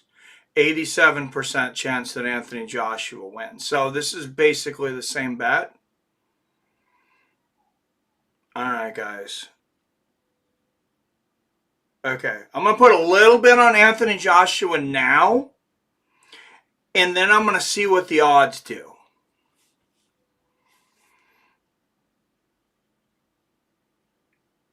Which means I'm going to see if they dip. I'm going to see if somehow Jake makes it through the first round. I'm hoping Anthony Joshua fills them out and takes the first round off. Because if he does, we might get a steal of a bet. So, Jesus, $15 bet on AJ wins $1.65. That's nothing. What if I put 20? You got to at least win $2. All right. I'll put $20 on to win $2.20. That's really not worth it. But until I see better odds, I'm not willing to put any more on a Jake Paul fight. So Izzy Adesanya went to a Diddy party and hasn't won since. Coincidence? What? What are you talking about? Are you serious? Sounds like your butt hurts to heart, but it's okay. Oh, jeez. No, Billy. Hey, not everybody gets along, but we all talk shit and we all love each other anyways, right? I think PR should call in then.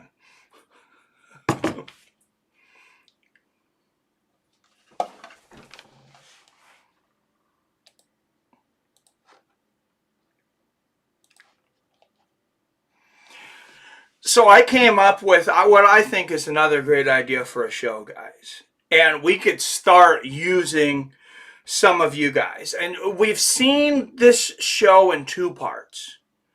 So listen up for a minute. If you guys think this is a horrible idea, please be honest. Let me know. If you think it's a good idea, please let me know. So, you know, back in the day, I don't know if you guys watched the Jerry Springer show. I think everybody knows who it is, at least, if you weren't old enough to watch it. And they would have these families that are just freaking at each other. They come on there, they beat the crap out of each other, whatever. So this is what this show would be, and especially coming into the holidays.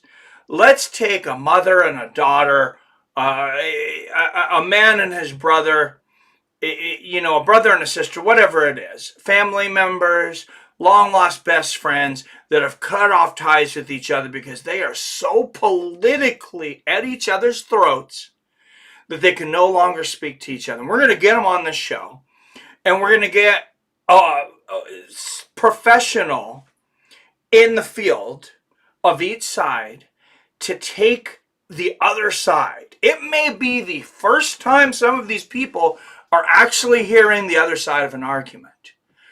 So you let the professionals go for, 2 to 5 minutes apiece, and then you ask each person if they learned something. See if we can get that family back together. 12 rounds, 3 minutes per round. What happened? What happened? I loved the 2-minute women's round. Why are we taking them to 3 now? I wish everyone was 2 minutes. So much more exciting. I'd heard that they were talking about doing this. I didn't know that it had actually become accomplishment. I am for this time, I'm going to pull a Jason Kagan and be against equality. Because I don't want to see anybody fighting 3-minute rounds in boxing. 2 minutes is the way to go. Layla Boyden, competitive skier until age 17. First fight in the United States. She won Golden Gloves and Canadian amateur titles. But she's never fought in the US of A. I believe PR should call in with his world-saving, astounding wisdom and velvet voice. JC Max, someone is telling you. Come on, guys. You know how many people think I'm annoying, PR? You know how surprised I am every time I turn that camera on that people actually want to waste their time listening to me?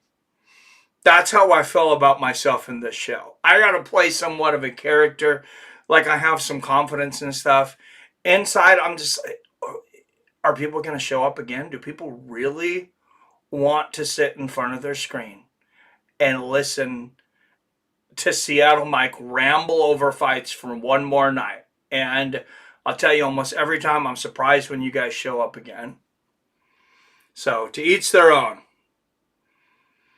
What's up, Torin? Torin Brown in the house. What's going on, my man?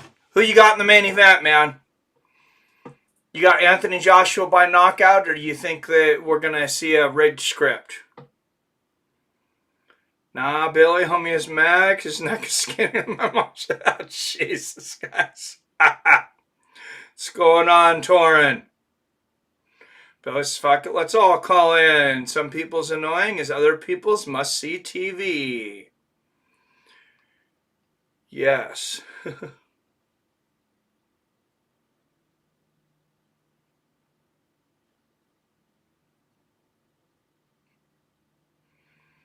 Some pissed VR cheers.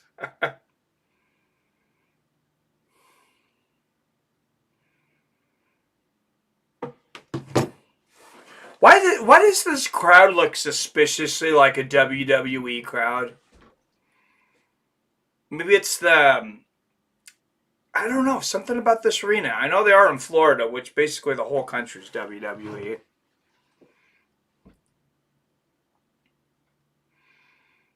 Billy, we like you. You don't accomplish. Oh, come on, guys. Come on, man. Come on, keep it together, PR. You guys can debate each other on another show, but don't take down the stream with your beef, please.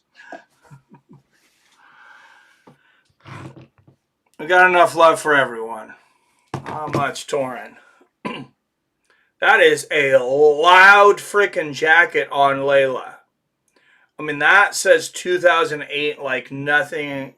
I could not imagine something that says 2008 more than Layla's jacket.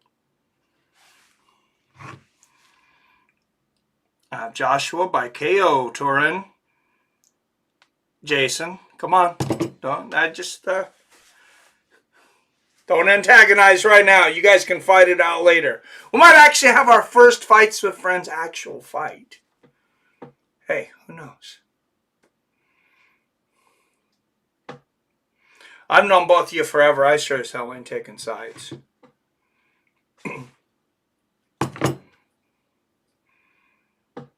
This must be Billy. You know, you've watched a lot of these MVP productions. Like, does this, and you've watched some I know you watch more WWE than me, which, no issues with WWE.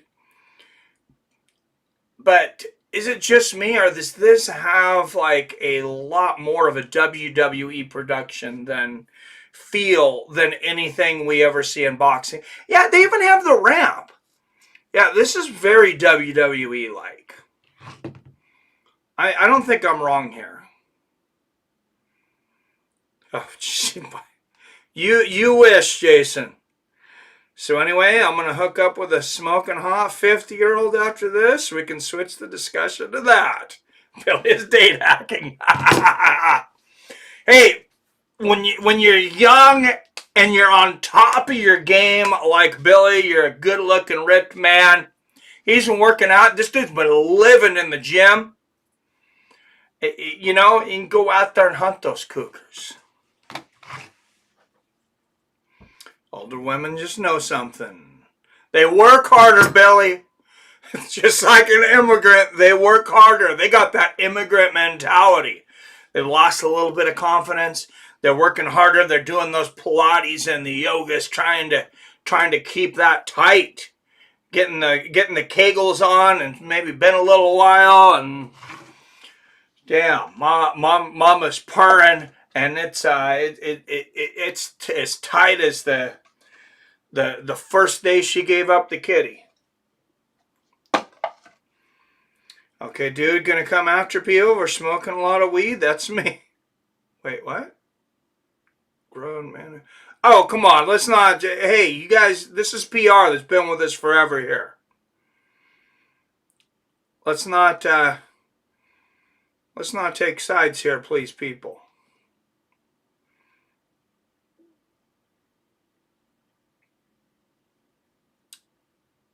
Justin Gaethje said in a recent interview on Submission Radio, he's been training his takedown defense and grappling for the Patty fight. He said he's going to knock out Patty. I hope he does. I love Justin Gaethje. I don't hate Patty. I don't know that I ever hated him, but he used to kind of annoy me when he first came into the game, and I guess I just didn't understand him. I'm a Patty fan now. Not as big a fan as I am of Gaethje, but I am a Patty fan. I'm not banging 60-year-olds, Billy. I I just turned 40, so the 50-year-olds don't feel like I'm a kid anymore, so I'm in it to win it, trying to collect those title belts. There's a lot of difference between 50 and 60, and be careful, my wife is 50, so this aggression will not stand, man.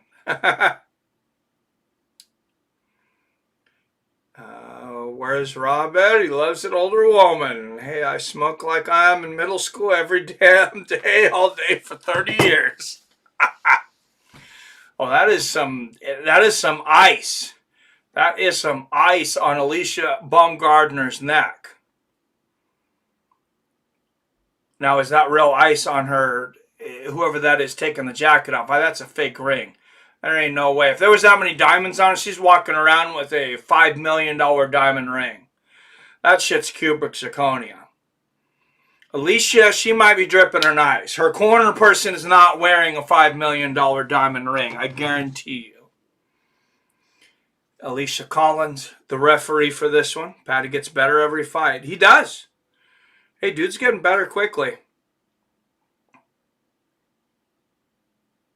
Let's see this fight going long. Patty does get better every fight. I agree. All right. Out of the red corner. With a record of 13-0, one draw with 2 knockouts. Out of Quebec, Canada. For those that don't know, that's the gay or Frencher Canada. Layla Boudouin. And before anybody gets offensive on me, yeah, I'm from the fucking 90s. When I say something is gay, you guys all know this, I'm sure. But it means it's lame. It doesn't mean I'm making fun of gay people. So I wish people would stop acting like that's a slur. If you use it like a slur, it's a slur. God knows my heart, bro. Gaethje will KO Patty, I'm thinking. I would love that. I am the drunken charge. All right, and out of the blue corner, fighting out of Dallas, Texas, with a record of 16 wins, just 1 defeat. She's defeated 7 of these bitches by knockout. The champion, Alicia Baumgardner. Remember the good old days when it was Rob and I fighting in the chat every day? Still think you and the Rob were the same person back then. You and Rob. No, we're the calm ones. You guys figured out all your drama when me and PBR were in Vegas. Speaking of that, where the hell's PBR? He might be sleeping. He's on Texas time. I won't call him.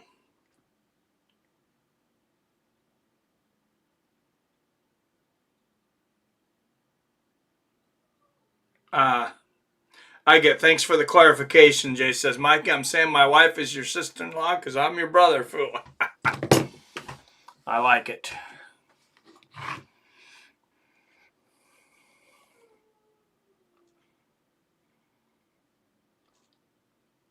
Wait. All right, I'm not gonna look into that too much, Jason.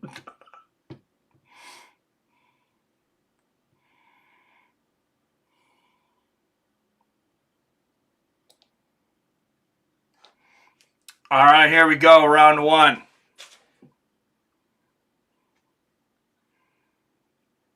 I'm a drunk, but not in charge. To be fair, Mike paved the way with that guy. You ain't lying. You ain't lying. Yeah, that was quite the ordeal. It is called Fights of Friends. It was bound to happen eventually. How many people have came in here and said, so, when do we get a fight? I want to fight somebody.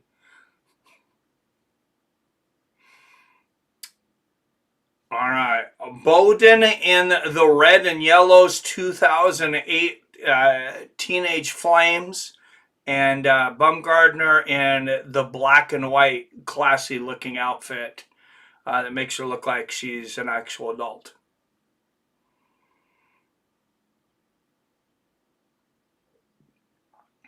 Bowden's shorts makes me feel like she still plays with Tonka trunks in the front living room with her parents. in the basement.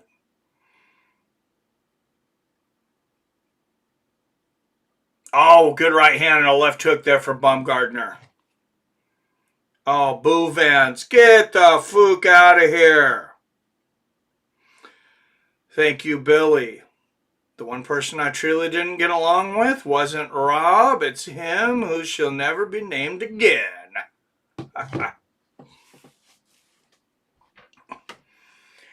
So here's an advertisement for why anybody that's not part of the Fights with Friends chat needs to be part of the Fights with Friends Facebook chat. We did change it, so if you're part of it at a time, you haven't seen it now.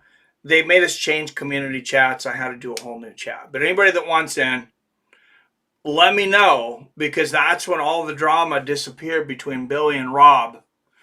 These guys were about to literally fight when me and PBR were in Vegas. And then, as men do, right before or right after we come to fisticuffs, you become best friends. And a woman will just hate you forever. So watch your P's and Q's and definitely your nuts around those wild ladies.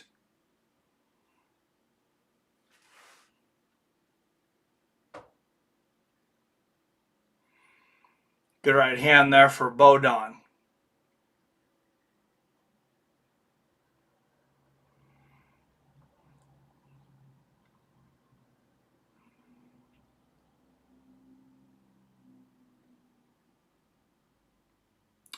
Bodon's got one advantage I can see here. She's got some massive calves compared to Baumgartner. There's a good left hook at the bell there from Leela Bodon. Let's see what the odds are telling us here. If they've gotten any closer on this fight. Slightly closer. Alicia Baumgartner, 81 cents on the dollar. Robin Hood's real easy to understand. 81 cents on the dollar means you got to bet 81 cents to win $1 on Alicia Baumgartner. 22 cents on Layla Budin right now. Or 21 cents means you got, for every 21 cents you put on her, you win $1. The greatest upset in sports. Robin Hood has massively changed the betting game, though. Not because of the low commissions. Yeah, that's part of it. Something I haven't heard anybody else talk about, though, is you go to DraftKings, you go to FanDuel, any of these other sites, people mostly bet on favorites. The way now we're finding out it's all in the way it was listed. Now that people see it listed the way they listed on Robinhood, way more people bet on the underdog. And I find that completely fascinating. Right now, almost 40 million people have already bet on Jake Paul. The fight's not for 11 more rounds, assuming this goes the distance. Under 7 million people have bet on Anthony Joshua. And the bets are coming in fast and heavy now.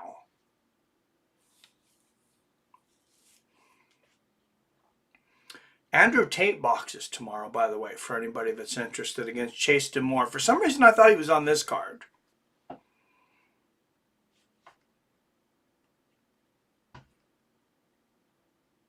Oh, nice right hand there for Baumgartner, right on the ear.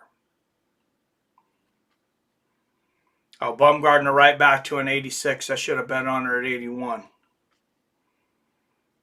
I was thinking about pulling the trigger there.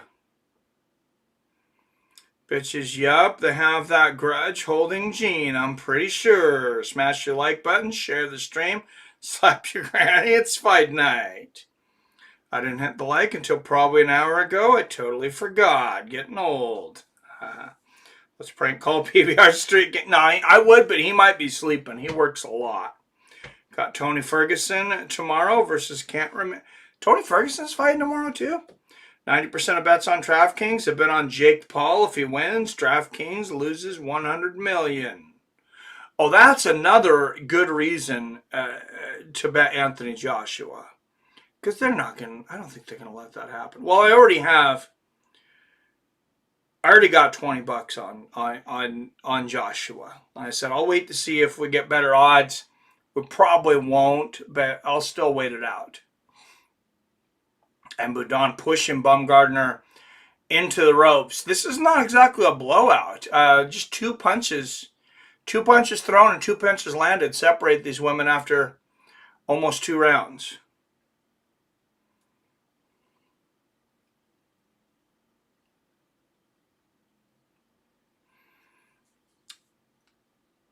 Pierre says, "Oh shit, Chev, good point." Oh yeah, it's gonna be a massive freaking riots. Like DraftKings is gonna fucking go out of business if Jake Paul wins this. Which just means, yeah, maybe I'll bet. I'm gonna bet some more on Anthony Joshua. Let's do this.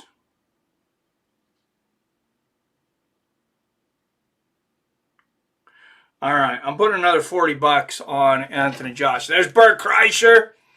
Bert Kreischer hanging out with Michael Irvin. That sounds like trouble. Great. It's a great event here in Miami. So I get to be in Miami with You got a raging alcoholic with a raging cokehead in Miami. What could go wrong?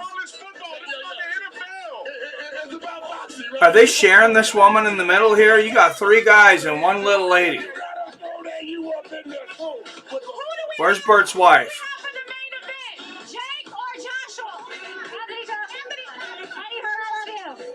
Jake, I'm an underdog.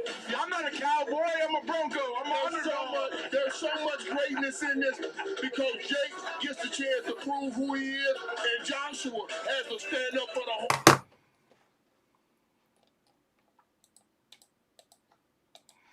Oh, and look at how sexist Netflix is. Playing an interview with Michael Irvin and Bert Kreischer over the female fight. I don't ever want hear anybody say that I've been sexist again. Round number 3 here of this championship fight. Great to see my broadcasting brother Brandon Marshall being a part of the... They're sexist. I'm statistically accurate.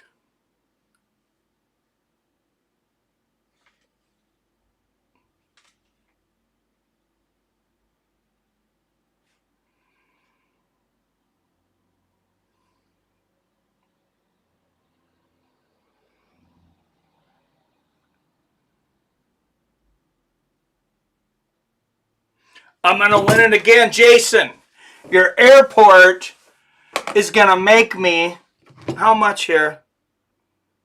Your airport's going to make me like $130 today because Robinhood has a glitch in their betting app.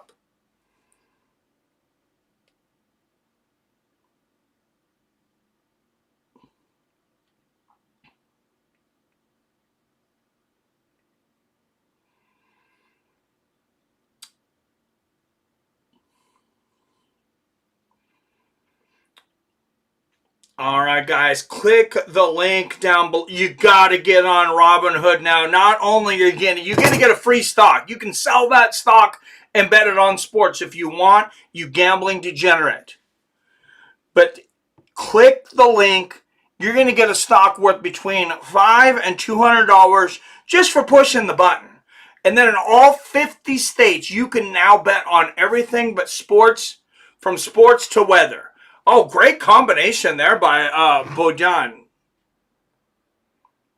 Thought Robinhood was just stocks. Robinhood is no longer just stocks. They are in the prediction market field. Let me tell you how many bets are available on Robinhood right now in their prediction markets. That's how they get around it. It's a prediction market. You're buying contracts on a bet or on a fighter, on a team. Whatever it is. There are 2025 events right now available to bet on Robinhood, including this fight. Click my link down below. Support Fights with Friends. Support degenerate gambling. Gambling made America great. This country is built, for those that don't know, this country is built on gambling and prostitution. If it were not for those two things, there would be no United States. There would be no United States of America. This would still be the Native Americans, and people could say that it's a good thing, whatever. But we would not have the great country that we have today if it were not for gambling and prostitution. The city of Seattle's mayor at one time was a madam.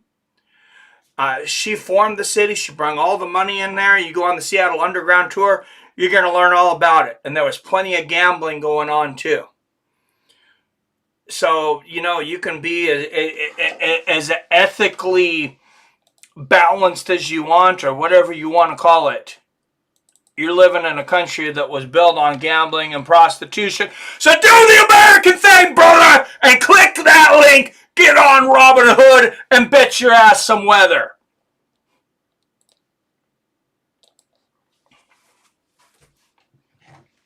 Yes, I've made as soon as this bet goes through, I've made $250 the last 2 days betting on weather.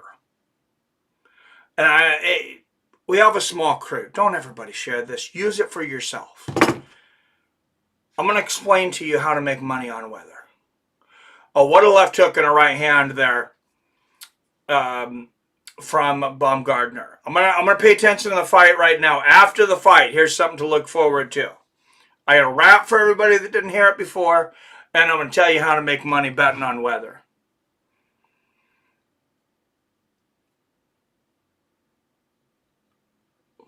I bet those were two things you did not expect today. Apparently Calvin Coolidge loved eating ass.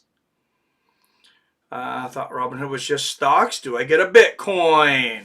You don't get a Bitcoin, but you will get a free random stock value between $5 and $200, but you can buy crypto on there. Yes, they sell crypto. They sell Bitcoin, XRP, Shiba Inu, Dogecoin, Pepe, all the, from the best coins to the junk coins. Robinhood's pretty much got all your crypto there too, with some of the lowest commissions, 0.8%. I believe that is very, very low gas prices, as they call it. The gas to make the trade, 0.8% commission on crypto. Do we have any crypto nerds in here? Has anybody beaten 0.8%? I don't think they are. Oh, good defense there from Bodon, but Baumgartner with the takedown. She says, bitch, please. Throws it to the canvas. It's apparent that you've had a few soda pops. I like it. Why is this a chicken dance video?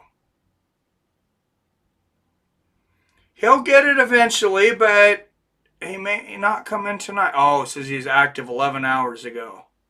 Where's he at? I swear, I was talking to him. I swear he didn't sleep for like 3 freaking days.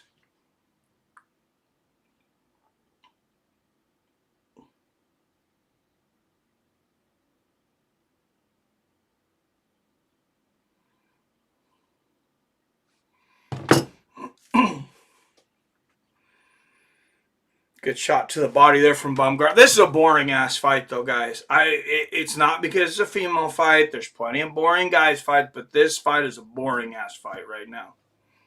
Anyone else feel like they're watching the movie Pleasantville? Watching Mike red to gray look? Oh. What is tweaking on juiced up maple syrup?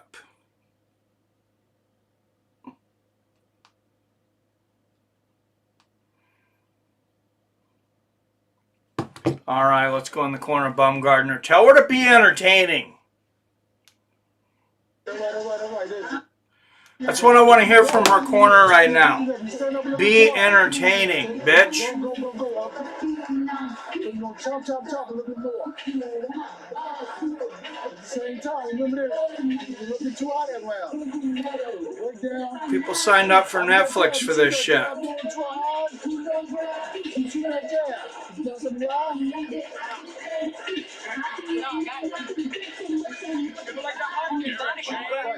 Delivering instructions to the champion. Baumgartner was held championship hardware as we get ready for round. I still can't believe I got 39 cents. on the dollar on the Spider against Tyron freaking Woodley. What a Houdini move. What a G. This is why I advocate only live betting. Because I've told this story to Wyatt. I won a lot of money in live baseball during the baseball season. I started betting NFL. I started betting games that I wasn't watching while I was working. And I was losing my ass. Oh my God, I was losing my freaking ass. Like, I almost lost everything I had won in baseball. I was down, I had $660 in profit. I had lost $1,100 in the first 14 weeks of football. And then the last 2 games I watched live and bet live the entire time. I won both of them. One of them was the Seahawks last night, who won in overtime. And I brought my average down to 37 cents on the dollar. $260 payout from like, it's like a third of that. It's like a $80 bet, $90 bet.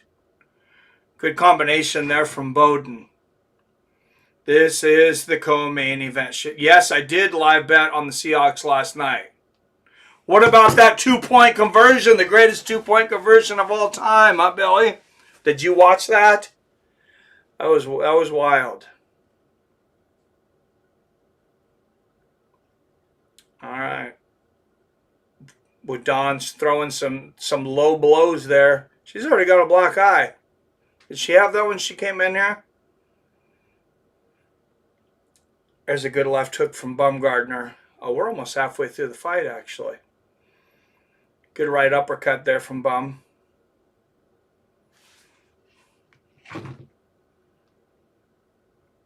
What a wild play. No one had any idea until he picked up the ball. But then to go for it in overtime, to go for the 2-point conversion, that was ballsy. I'm watching that. I'm like, why in the hell would you make this call? So for those that didn't watch it, it was overtime. There was 3 minutes left in overtime. There's no double overtime now. The Rams had just scored a touchdown, kicked the extra point to start out overtime. Now, in overtime now, the second team gets one chance to score. If the first team scores, everybody gets the ball at least once. So the Rams scored a touchdown. They kicked the extra point. There's 3 minutes left. Seattle, if they score the touchdown and kick the extra point, it's tied. Rams have a chance to have the ball last, and they can keep Seattle from getting the ball again, which Seattle does not want a tie because St. Louis beat them earlier in the season. So Seattle goes for the 2-point conversion and gets it to win the game in overtime. Next year, no more pay-per-view for UFC. All fights going to be part of the streaming service. The sis hope they don't pull some bullshit like a paywall. So rumor is on the big Paramount cards, CBS will carry the prelims. What's going on, guys? They should put the main card on CBS. That doesn't make sense that they would put it on the prelim, honestly, though. There's Dave Portnoy. That guy's... Why does everybody love this guy so much? He's an asshole. I'm sorry. I know everybody loves Dave Portnoy. The guy's an asshole. He's mean to everybody. Like, I joke around with people, but, like, I don't... You don't need to actually be mean to people. El Prez, Dave Portnoy. This is Billy. Maybe... Am I thinking of somebody else, Billy? He seems like a pretty mean guy, though. All right, here we go. Round 6 of 12. CBS to draw viewers in to subscribe to Paramount Plus. Okay, I got you. I was just thinking of such a bigger audience on CBS, but yeah, that makes sense. Good right hand there from Boudon. And it's funny, UFC got ESPN Plus, all these subscribers. Then the UFC's leaving and they drop ESPN Plus. They're like, oh, we're finally going to give you full ESPN streaming. Oh, yeah, and we want $35 a month for it. Now that we're losing most of our games to other networks. Yeah, no thank you.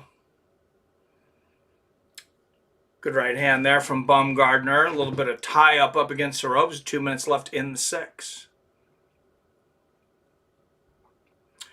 I got a bit of Paramount stock, Billy. It's not a bad time to buy it. It's on a dip right now. And there's a good left hand from Boudon.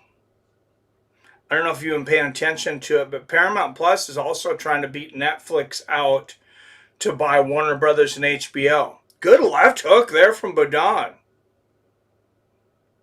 She hits hard. I mean, there's a reason she got this title shot. Good right hook to the body there from Layla Boudon. Paramount only raised the price $1 a month. Well, yeah, but remember ESPN Plus was $4.99 a month when the UFC came in. Oh, beautiful right hook and a left uppercut from Baumgartner. And now the combination of the body from Baumgartner. Oh, she's really starting to smash on Boudin now. Boudin opened her game up a little bit, and she's paying for it. So that's a good right hook there, though. This fight is definitely heating up. I did not think it was going to be a good fight there for a moment, but it is heating up. Beautiful right uppercut from Baumgartner and the right hook to the body. Paramount won that, apparently. Is it done, though? I don't think it's done unless it happened today. As of yesterday, it was not a done deal.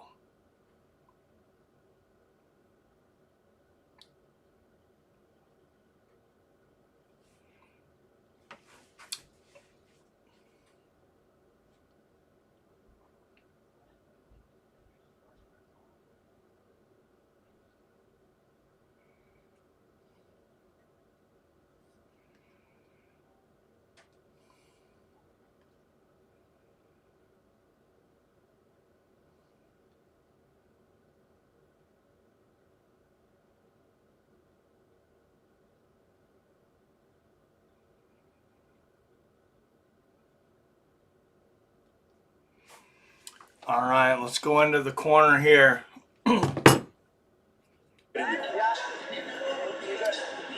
Layla Boudin. That is a ghetto-looking inswell. Where'd she find that? Oh, there is Anthony Joshua, the former unified heavyweight world champion. He came in at under 245 pounds last time. He was under 245. Was the rematch with Alexander Usyk. Lost both fights against Usyk, and again, coming off the longest layoff of his career, coming off a knockout loss to Daniel Dubois, and yet a lucrative payday. Doesn't matter. Doesn't matter. Joshua's got this. Andy Cruz. Jake Paul said he's going to be Andy Cruz 2.0. We'll find out in the main event as we go to round 7. Did Mara Ranella just call Andrew Ruiz Andy Cruz? I am disappointed. Everybody gets their one mistake. That's your mistake for the year, Ranella. God, I think he's working for ESPN or something. Netflix is airing podcasts starting in January, trying to take everyone from YouTube to see if they want Fights of Friends to come on over. Oh, that's interesting. That's very interesting. Oh, good right hand there from Baumgartner. We'd need a bigger audience, though. That would be awesome, though. I wonder if you can just upload. Good 1-2 there from Boudon. You guys know how much I love YouTube. Just love being censored over here. Good 1-2 there from Baumgartner on the right hook.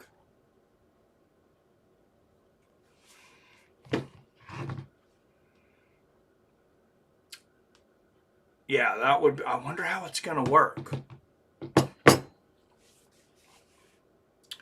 And I wonder when Billy's going to call in. He said he was going to do the Jake Paul fight with me.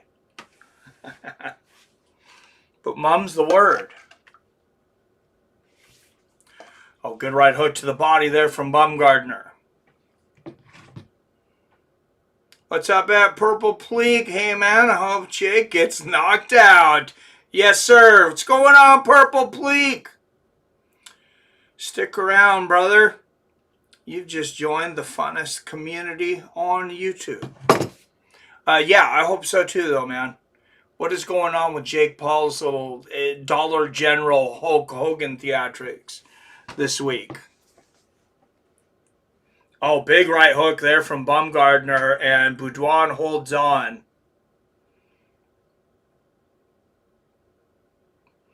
Boudouin from Quebec holds on for dear life, just like France was holding on during World War II until we came out and saved their asses.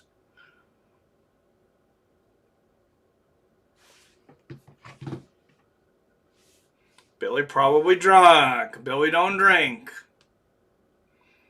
That would be fun. Jake getting knocked out. Hell yeah, it would. Rick Chaos. New York Rick should call in.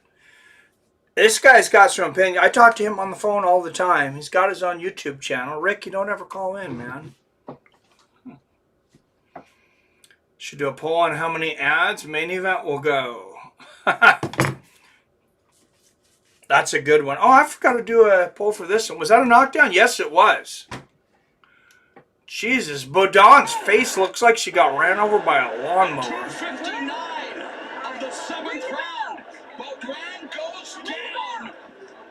And may have literally been saved by the bell. So the accused Went down. Looks like she went down on a weed eater. Yeah, Powerball out there. It's 1.8 billion here. People spending $30 on tickets. I just spent $4. We do. It was 1.25. I really don't like lottery tickets. I don't like the odds. But when it was 1.25, I'm like, look, I know what I'm doing here. I'm paying. I bought $20 in tickets. I'm like, I'm paying to dream for a few days that I'm going to be a billionaire. So I call the wife and tell her I bought $20 in tickets. She's like, yeah, I also just bought $20 in tickets, so we're out $40. But I'll call in on the next UFC event. Sounds good, man. Yeah, Rick's got some very unique opinions on the world of sports that I would love for everyone to hear.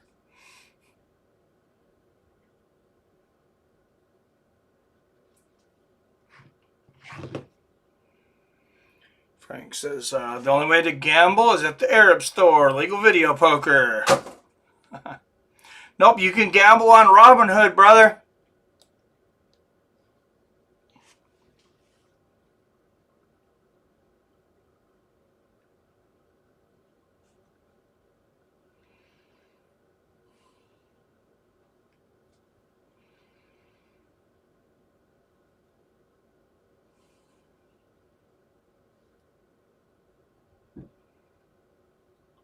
Oh, Bumgardner just beating that bum. Boudouin might be done.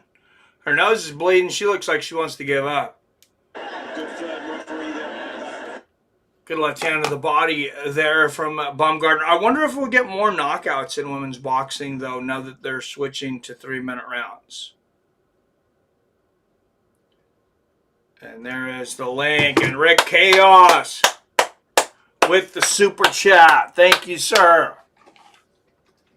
Arcade Casey's got his own channel, and he always comes in here and donates to our community. Appreciate you, brother. And you got Phil, premium member, always donates. Both those guys premium members. And then Chef Johnson bringing the big donations. Like every stream, this guy's 10, 15. He's also consistently been a premium member. And then all you guys that are here like every week, like I said, I'm still surprised when everybody shows up every week. Good right hook there from Boudouin. What's up, Purple Bleak? The ref is on cocaine. Yeah, she's on something. She looks rough, huh?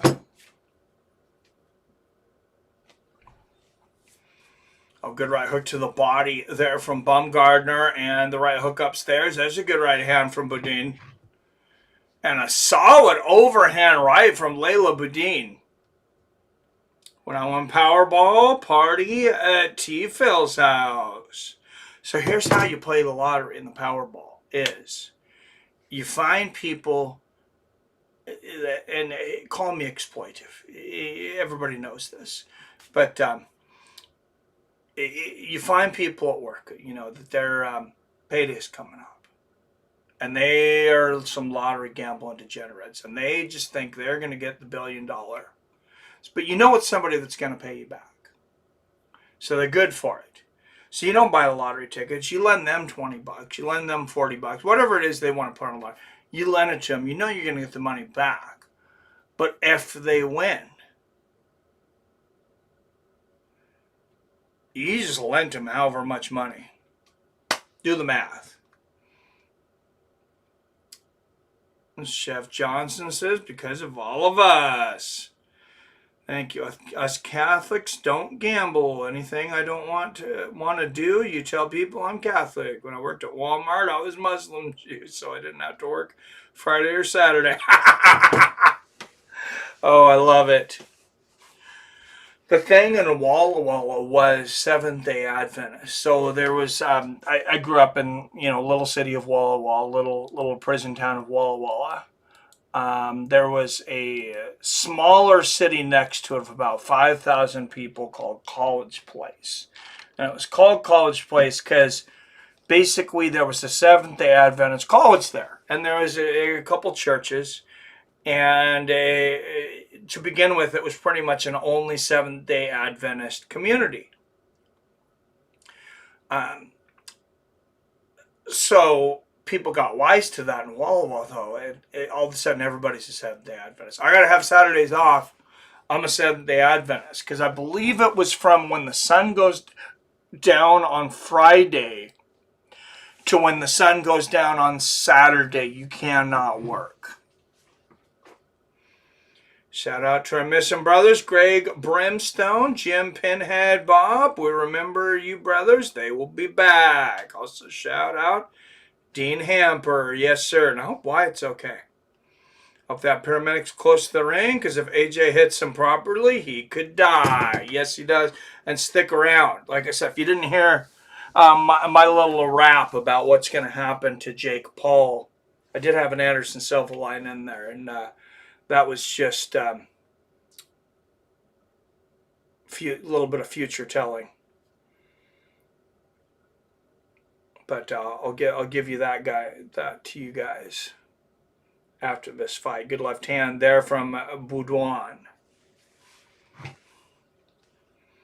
Shout out comedic genius and Brock Ellery as well. Yes, sir. Oh, you know what? I could tell Theron. I bet Theron will be in there. I didn't ever send anything out to him. I could send it out to a lot of people right now, actually. You guys ready for UFC 326? Hell yeah, brother. Oh, big right hand upstairs from Baumgartner. Right hand to the body from Boudon. Good combination for Boudon to the body there. Left hook upstairs. She forces Baumgartner to clinch. That doesn't happen often. Phil says, definitely. Brian Ortega, Meccano 2 was added to 326. Hell yeah. Right here, Billy, and I usually am after it gets dark outside. Panhead Bob, what's up, my man? Everybody welcome the superstar, Panhead Bob. He's been here forever. Good double left hook there from Baumgartner and the right uppercut to the body. Shit ever hits the fan in this country. I like our group. I like our army of degenerates against anybody's army.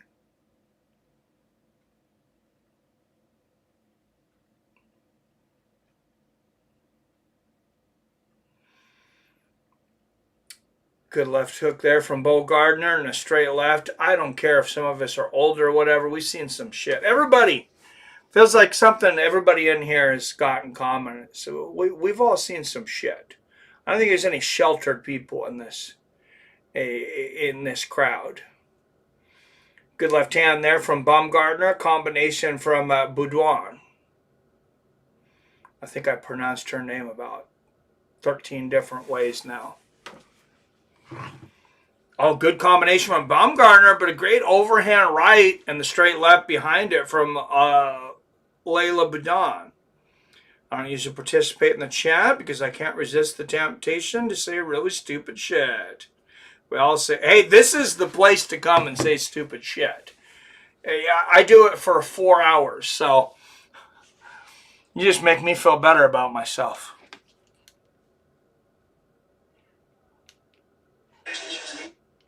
Let's go into the corner of Layla Boudon here. I want you to keep in your leg forward. She looked like she was done when she got knocked out. She's really fought her way back into this fight. Keep the leg planted. Cover the distance. Right jab over the top. And then down. Poor Mama's proud tonight. She's been fighting without black eye for a minute. Patty the Batty to win the belt and smash to hurry up. Let's go UK. Oh, we got the UK fans in here. You guys are the most dedicated freaking fans. Because what is it, 2 o'clock in the morning now? There? You guys, I think, are 8 hours ahead of us. No, it's 3:30 in the morning there. So you guys are extra dedicated. Good right hook to the body there from Baumgartner. Good combination upstairs.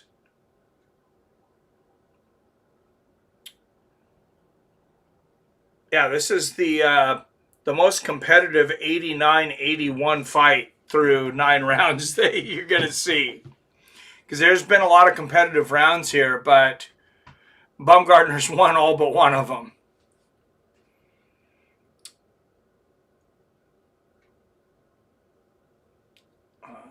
It's kind of what we all do. Just give a disclaimer. Oh, jeez. Yes, he is, IROC. Yes, he was, I believe. Oh, what did I miss from IROC? Oh, isn't Jimmy Seville that rapist? Who's Jimmy Seville?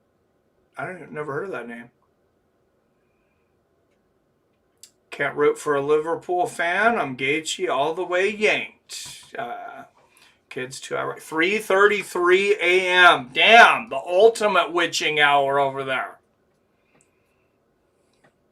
There are spirits floating all around your house. If you're religious or superstitious. Good left hand there from Baumgartner. A lot of people believe that 3:33 a.m. is also the most creative time of the day. Good right hand there from Baumgartner.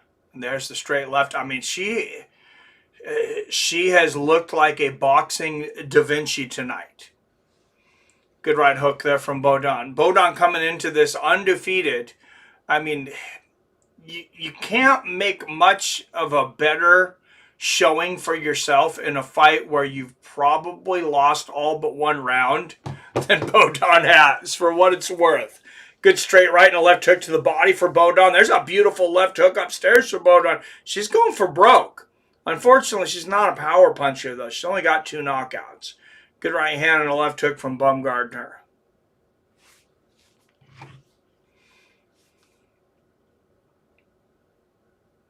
Holy shit, I've only been up 12 hours, and this fight makes me want to go to bed.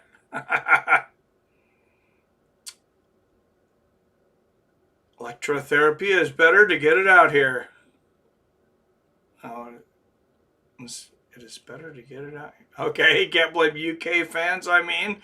They're starving for a champion. Manchester United every day, all day. Oh, Patty the Batty. Scousers, don't get knocked out, lad. If it helps the algorithm from Mike, I'll start chiming in my 2 cents. Hey, thanks, brother. Yeah, you're not gonna say anything stupider than I do on streams, I guarantee you.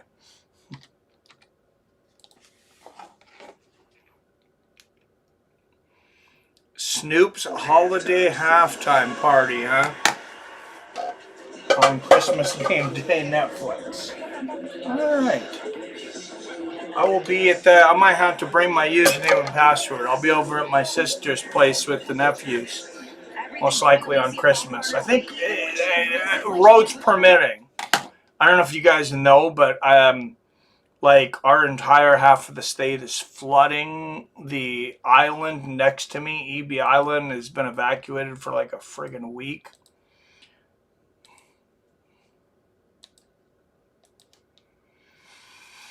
Highway 9, one of our major thoroughways, was shut down for, I don't know, 4 or 5 days. And then the last day I went to work, what was that? I'm losing track of days. I worked 9 days in a row to get this day off. Good one, too, from Bumgardner. So I was like, oh, I guess I'll be fine because I'm going on I-9. Good right hand there from Bodon.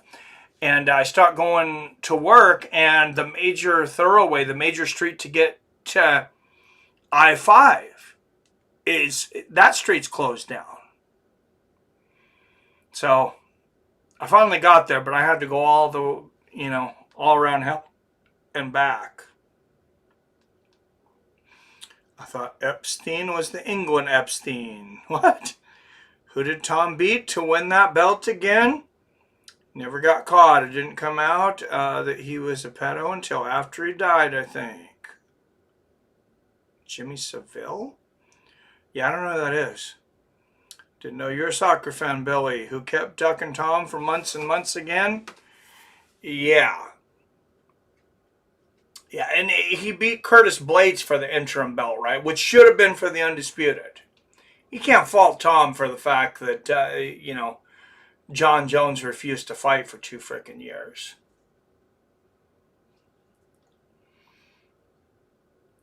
I've only watched 2 rounds of this fight. Been feeding my wood stuff. You're not missing a lot. I've seen people's eyeballs falling out of their head during a fight, and they didn't need surgery. You never know, though, dude. I mean, you can't. I don't know if you've ever had surgery or injuries. Everybody's different, man.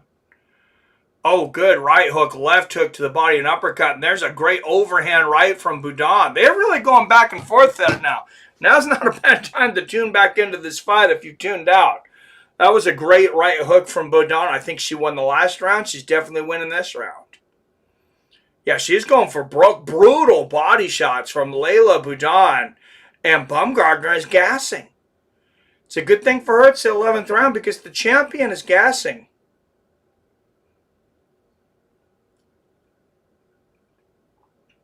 Look at her. She throws 2 shots. She immediately holds. She's exhausted. I'm not saying Boudin is completely fresh. Oh, there's a beautiful left uppercut from Bumgardner right when I say that.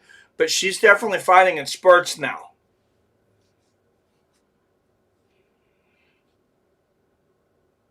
There's a crack in the makeup for Elisa Bumgardner. All right, but still through 11, Boudin has won at most 3 rounds. Let's go into the corner of the champ.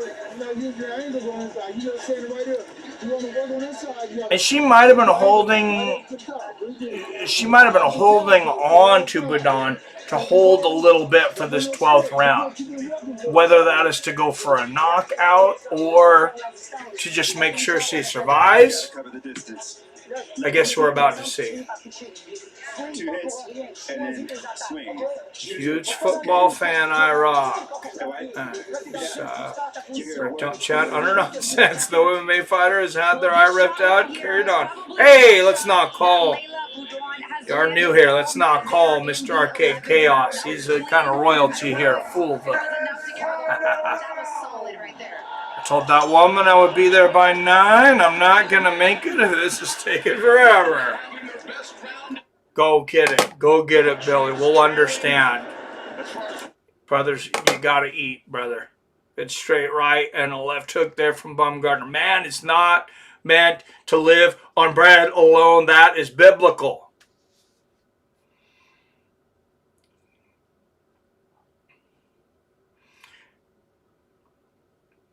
Billy, if you do not go hunt that cougar, that is ungodly. It's ungodly. Bible says, man shall not live on bread alone. Hey, Rob, I hope you're well. Not ripped out, but popping out from being smashed orbital bone or something. Rob, what you smoking on? Well, in Texas. Mike, you're sinking into the ocean. What? I'm confused. What did I do? Like I'm having a horrible stream? What is that supposed to mean? Also have a titled 56 chopped with a shovel head. Do you guys like lopsided? Oh no, Billy. Alright, I'm not one to judge, but what's going on here? No, I would have stopped too after the second I poke. I'm not ripping on him for that. I'm ripping on him, milking as much. See, after the fact. It's all good.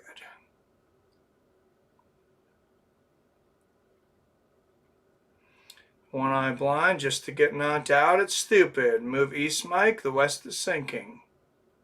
Oh, I got you. I got you. The flood. I just got behind in the comments. Sorry, I thought I was doing a horrible job there for a minute. Like you're sinking. Like, could you show Billy and Rob the Fights of Friends retirement farm? I did not yet, but I will. That's a good idea. Mad how Aspinall and Bisbing are both the same place and both getting effed up eyes. That is true. What's wrong with your guys' eyes over there? You guys got weak eyes. Just messing with it. Oh, man. What an overhand right from Boudon. Talk about going for broke. Straight left and a right hook. She's a bad lady. Good right uppercut from Bumgarner, and then the champ immediately holds on. She's gassed. Oh, great right uppercut and a left hook there, though. For anybody that kept watching this fight, you've been rewarded in the last 4 rounds. Yeah, the beginning of it was not great, but good right hand and a left hook downstairs, and the left hook upstairs and a right hand for Layla Boudon. The scorecards, big right hook for Bumgarner. And the scorecards definitely do not tell the whole story. Layla Boudon made a great showing in her first fight in the United States. I said the scorecards may not show that.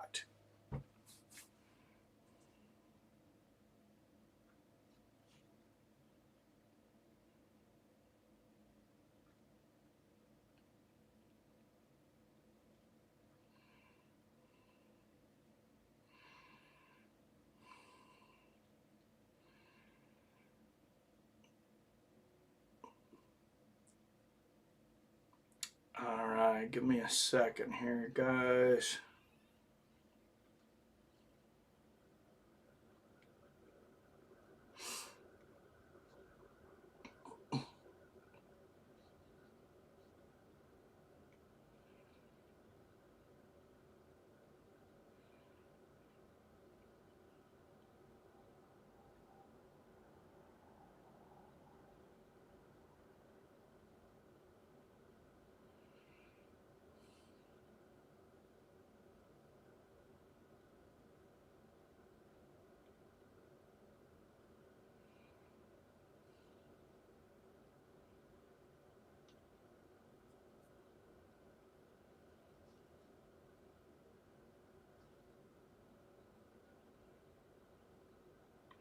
All right, just a reminder while we're on here right now, anybody that is not and wants to be in the Fights with Friends new community chat, let me know and I will send you an invite now. It works a little different than it used to.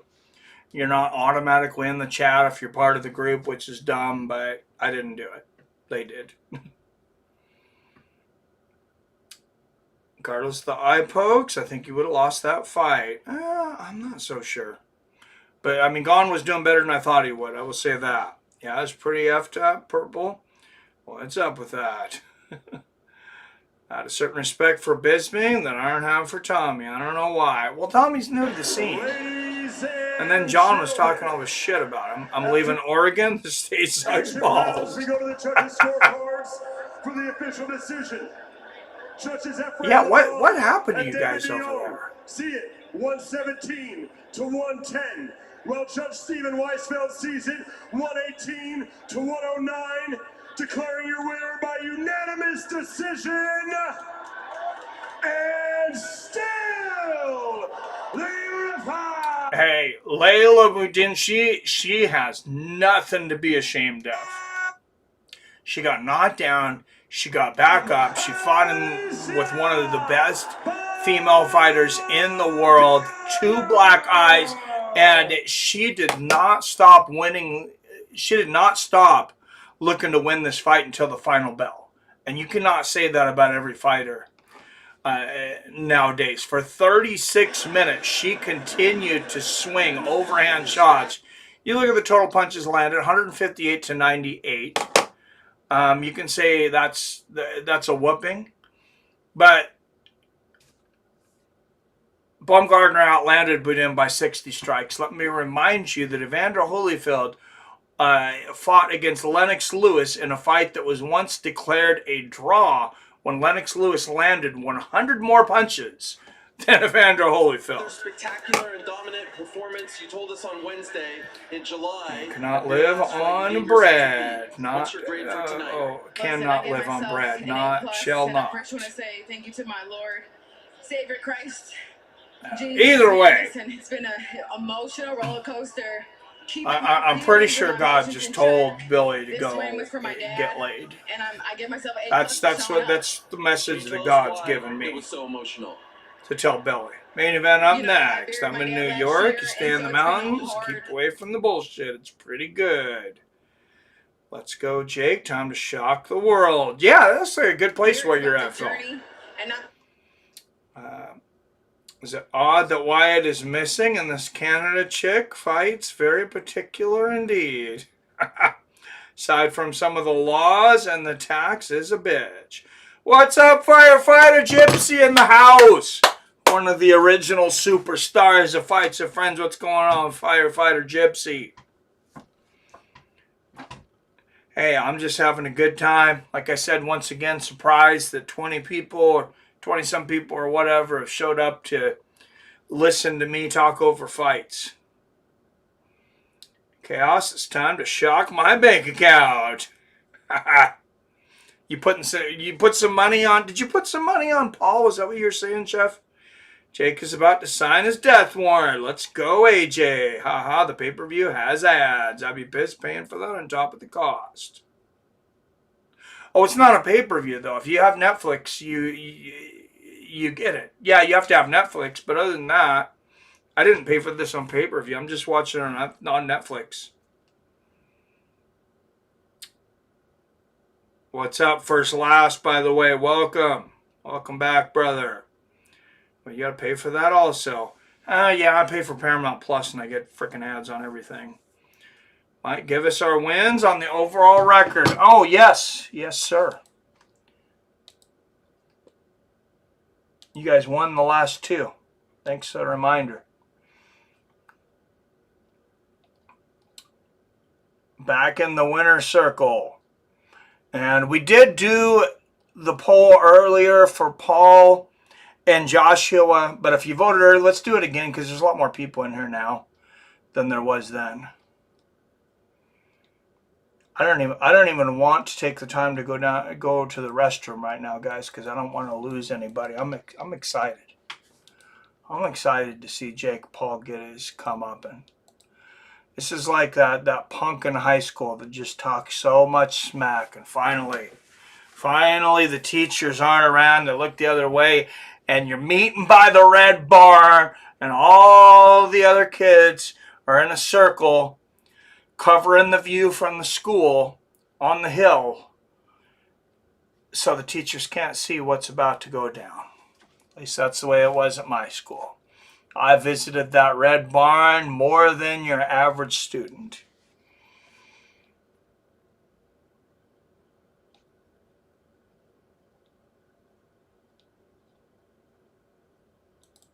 It might not have been a red barn for you guys, but I'm sure wherever you was, I'm sure there was a spot that everybody went to fight.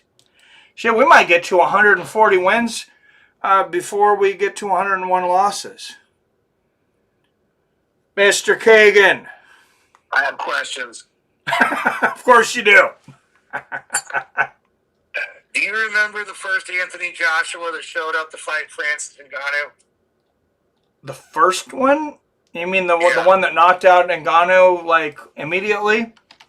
No, didn't. Wasn't there 2 fights? No, that was Tyson Fury that fought him the first time.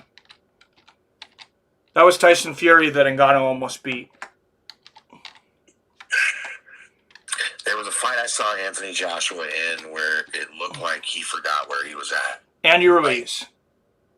That's what? Yeah, it's Andy Ruiz fight. That was Andy. That was all the way back then. Yeah, well, I mean, since then he got knocked out by Michael Dubois too. I didn't cover that fight, but you might have seen it. That was his last fight. I might be thinking about Ngannou. I might actually be thinking about Ngannou. Okay, then fuck the first question.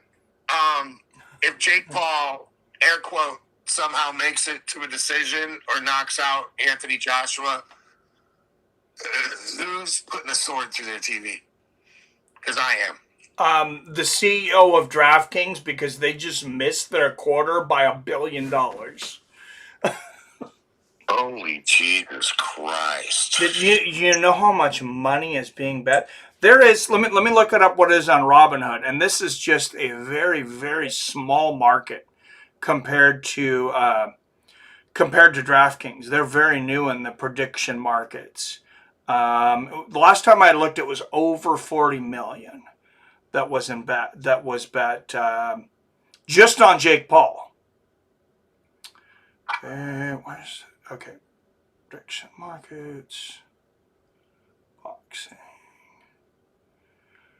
Okay, they are up to almost 45 million bet on Jake Paul, just over 8 million bet on Anthony Joshua. What? Yeah.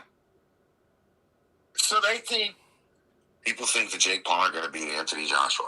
Well, that doesn't tell the whole story. The odds are to a point. So right now, to win $1 on Jake Paul, you only have to bet 13 cents. So if you bet, what is that, $1,300, you would make $13,000. But to win $1 on Anthony Joshua, you have to bet 89 cents. So you're only winning 11 cents for every dollar you make.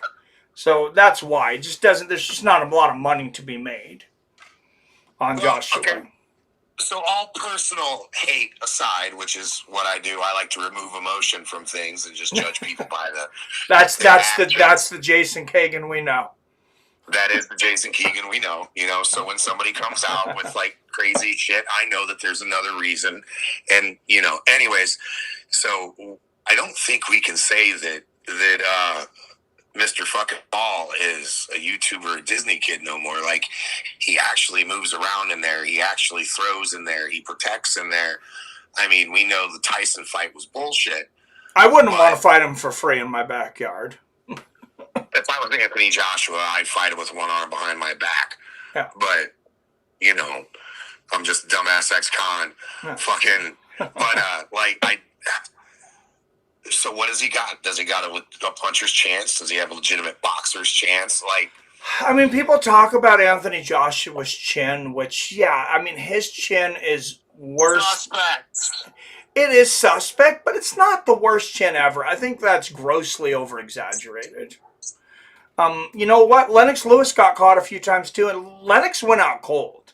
When Anthony Joshua got knocked out, like you were talking about by Andrew Ruiz and some of the other ones, it wasn't a cold. It was, he got stunned, I'm confused, I'm stumbling around, but I could still get my shit back together enough to knock out Jake Paul. True. Nah, I don't know. When Andy Ruiz tattooed Anthony, he was rapeable. But do you remember... What? Do you remember that after Andrew Ruiz knocked out Anthony Joshua, before Joshua went out on his shield, he also knocked down Andrew Ruiz? Yeah. So I don't think Jake's taking that shot. No, he's 216 pounds. At the end of the day, take everything away. You got a cruiserweight fighting a true heavyweight.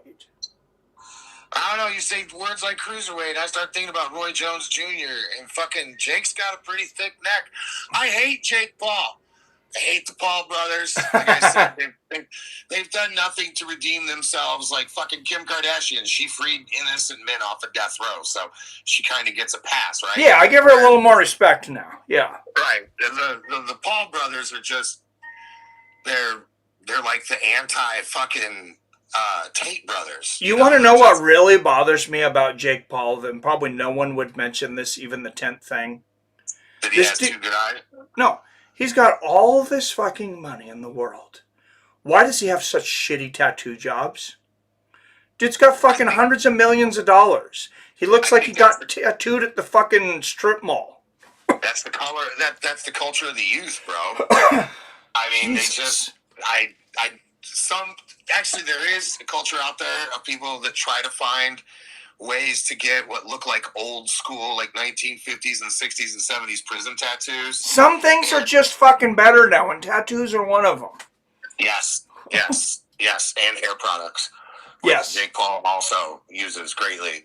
But fucking, so what do you think is going to happen, Mikey? I mean, Jake Paul has no business seeing the third round in this fight. Absolutely zero business. I mean, I could see him making the second round just because, he's a championship boxer. Anthony Joshua has done this a lot. And the habit for most of those guys is to fill your opponent out in the first round. Regardless of what you think you can do to them. You want to know what they're going to do, how they react to things. And so I can see him kind of playing off a little bit in the first round, which could make the odds move for us live bettors to get a chance to put a few more bucks on Joshua. Just like Tyron Woodley made me a bunch of money by, hitting Anderson Silva like a little baby and flipping the odds. That was fucking that was some goddamn Houdini shit. I'm so happy about that. Oh, it's beautiful. It's beautiful. Your reaction was tremendous. But see, if Jake Paul was somebody we liked, like, I don't know, fucking Chris Benoit, we would say that Chris would get inside, bust up fucking Joshua's ribs, this, that, the other, yada, yada, yada. But he's Jake Paul, so I don't think about shit like that. Like, does he have any chance of getting on the inside, giving him the old shoe shine and coming up with an uppercut and fucking... I've always underestimated Jake Paul, and he's proved me wrong many times. This would definitely be obviously his biggest triumph. But he's not Ilya Topuria. He's not, Ilya is one of those guys that I slept on a few times where I was like, oh, is this guy really that good? I never bet against him, but I thought he was going to lose several times, and he destroyed the other guy. I thought he was going to lose to Volk. I thought he was going to lose to Max. Jake, I thought he was going to lose basically every fight he's ever been in. Yeah. I don't know. Like, the money and the rigging and all that shit, there's too much of it for me to say, yes, this former heavyweight champ, Olympian in the prime of his life, should beat the shit out of this, what should have been a trailer park boy any day of the week. Yeah. But this is what it is. We're watching what we're watching, which is why I think it's crazy people bet on this shit because, if it's a tough, the reason I would give them the okay to bet, not at 88% on Joshua, but like you're going to bet knockout. I mean, can you imagine the investigations around this if truly screw this up? There's going to be 100 million people that watch this. On Netflix is now the new television. This is the biggest network in the world. This is literally the biggest show in the world. It's probably going to have more views than any boxing match ever. There's a lot at stake to rig this.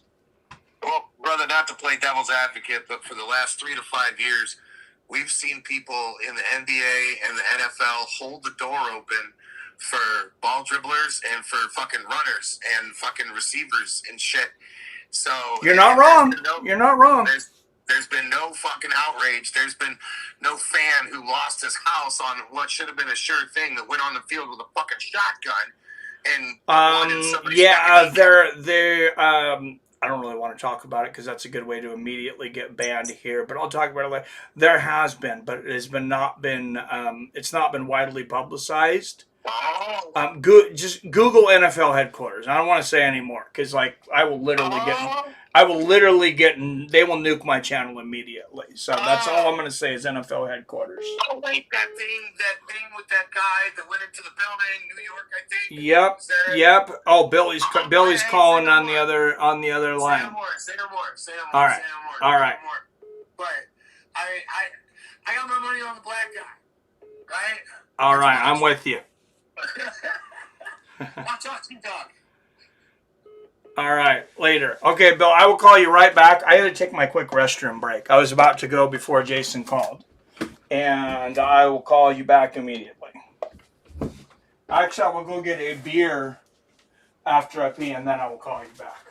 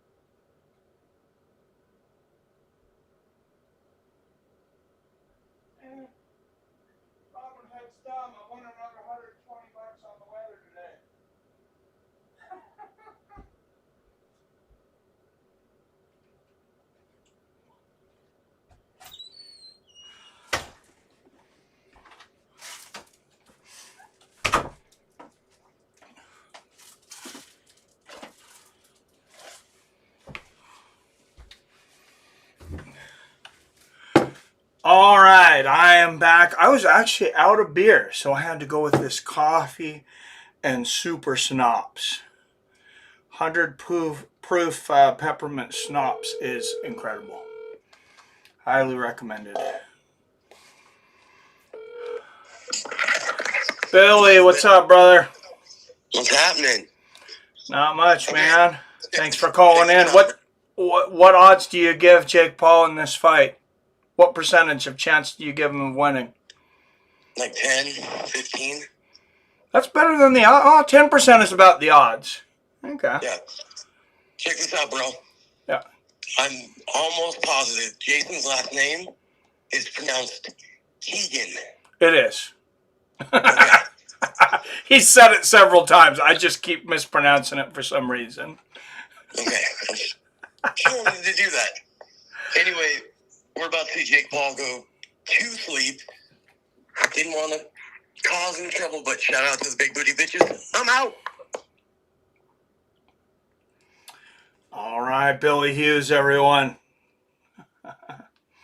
All right, 23 people up in the chat. Please hit. Did it just go to 11? It just said 23 like a second ago.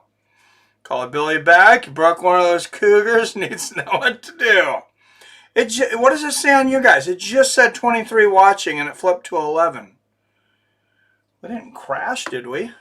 Anyways, I need to have a thing on here to where it blocks out how many people are in here, because I don't know why I even look at it anymore. It's not accurate. It doesn't matter.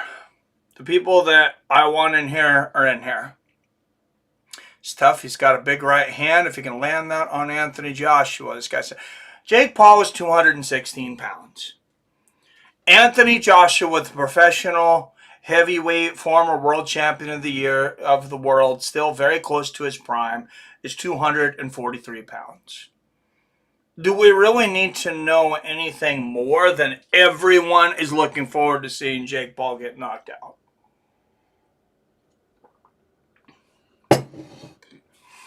Oh, Frankie Chorizo with the super chat. So Jake will knock him out in the warm-up phase. Really? So Frankie Chorizo. Oh, let's get that poll up.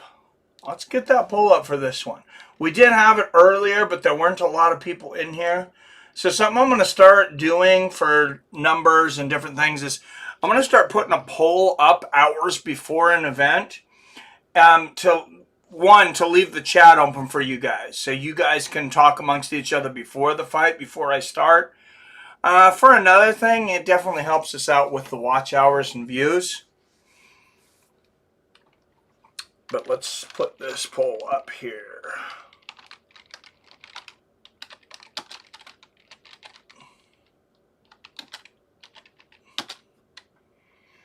I don't know why it said we didn't reach our goal. Oh, because it ended. There was a goal of 10 super chats, but it said 0, but it only let me run it for 3 hours, I guess.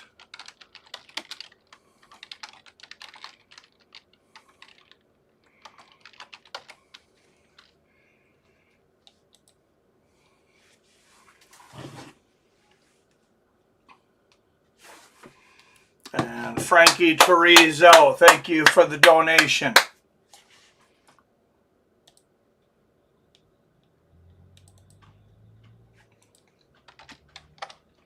$16 on the night. And Jake weighed in at 216 pounds. Coincidence? Most likely.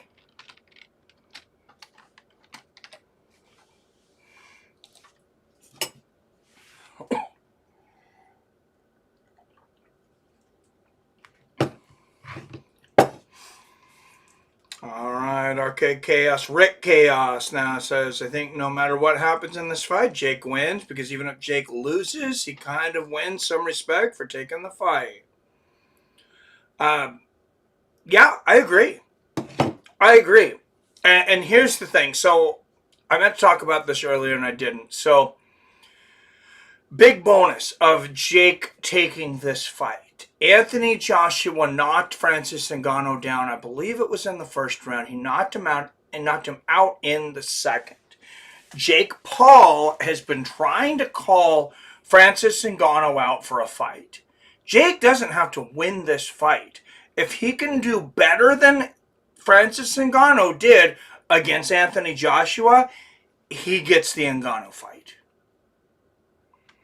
If Jake Paul, if this is not his last fight, if he still wants to fight Francis Ngannou, a performance better than Francis secures him the Francis fight. So I think is all that has to happen here is Jake has to make it to the third round. Wish Wyatt was here. He's been here for the entire Paul Boxing Odyssey. Yeah, I hope he's okay. Actually, I will say this. This looks like the most serious Jake has ever taken any of his fights. And he has been taking them more and more serious. Yeah, he has his theatrics, but he's no longer a Disney or YouTube star. He's a legit boxer. A legit 12-1 boxer that's, you know, this is not the first fighter he has fought. Not the first boxer.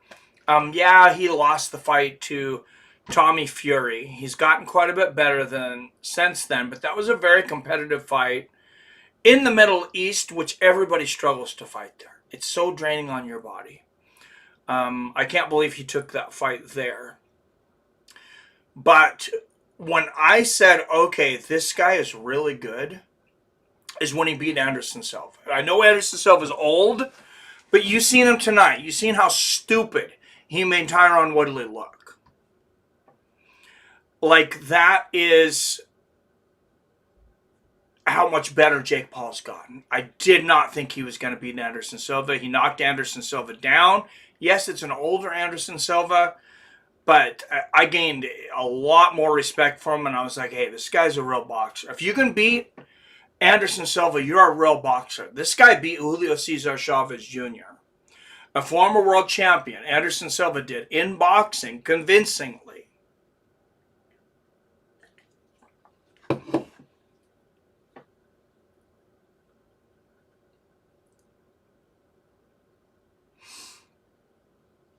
Oh, I rock.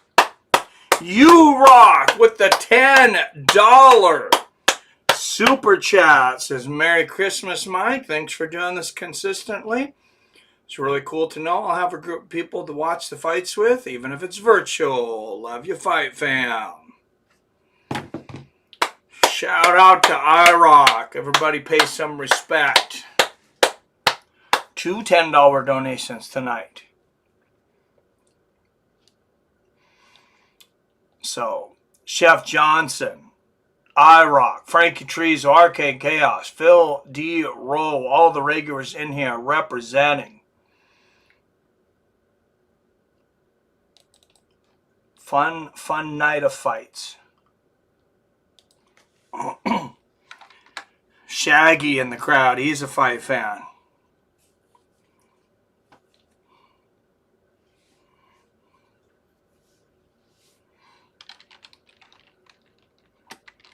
Thanks for being part of the fam for so long, iRock. You should capitalize your name. You're that important.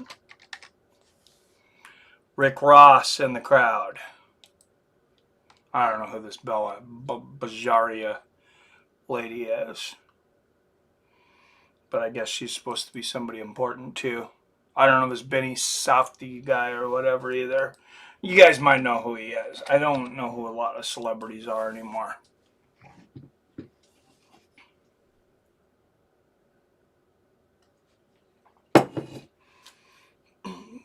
Anthony Joshua. Oh, Mike, did you bet on the main event? Yes, I did put a few bucks on Anthony Joshua. There's Teofimo Lopez in the back. Logan Paul, of course, he's here, brother. The douchebag Logan Paul. 2 disruptors, and he will be ringside for Hey, look, it's Mr. Bean. Oh, no, it's Rory McIlroy.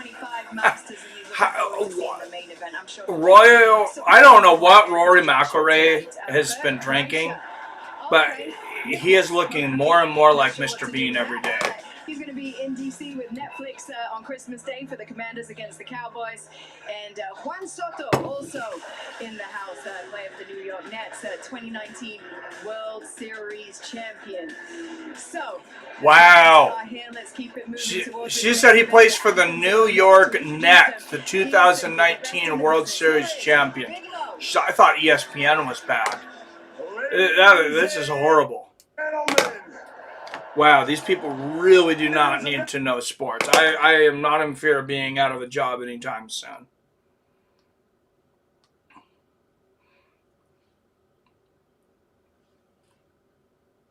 Really don't care what happens, to be honest. I just don't want to see it go to a decision. Somebody's got to win this bitch. I'm going to smoke a quick joint, taking a while to start. Yeah, we got somebody singing somebody's national anthem, God Save the Queen.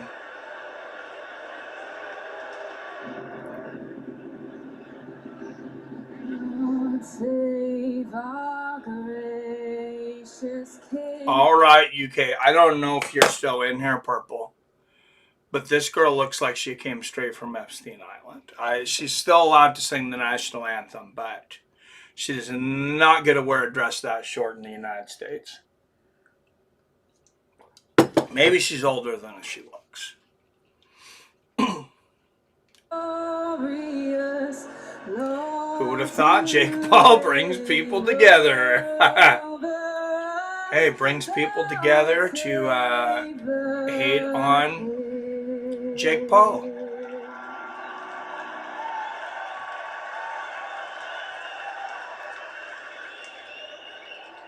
And that's so weird. It's just so weird when I guess it's just tradition, though, for boxing matches that they have to come out and sing the national anthems of countries.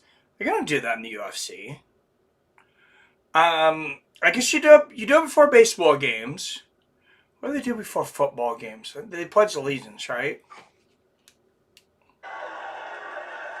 Who's singing the national anthem? Allie Brooke, whoever that is, she also forgot her pants at home.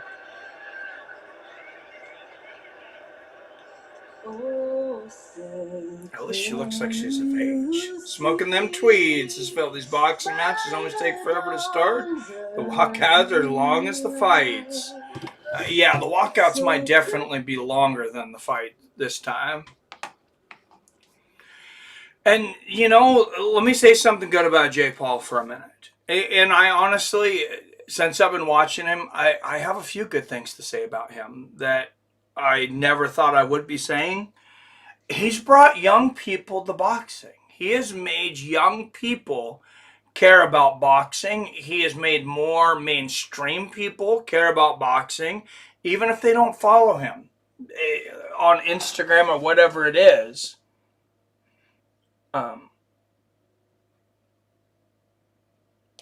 It's just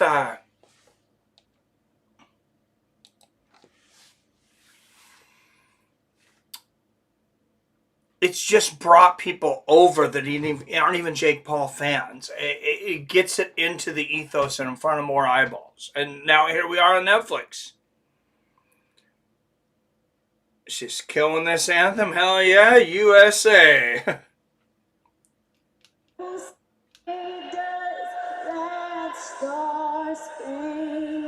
All right, we'll listen to the end over here. Not bad. Frankie Chorizo, fuck this whole night. Dude, on a night that 51-year-old Anderson Silva puts on a masterful performance on Netflix, can we really say F the whole night?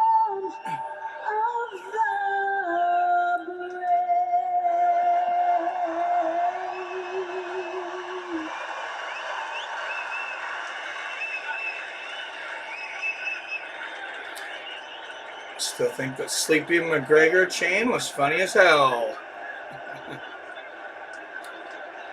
They know that nobody wants this. Yep, there's the USA chants. That was a great performance. It might be longer than the performance we're about to watch. Oh, goodness. We are ready for the That place is crowded for sure. Everybody's got their cell phones out. Everybody's got to be filming everything now.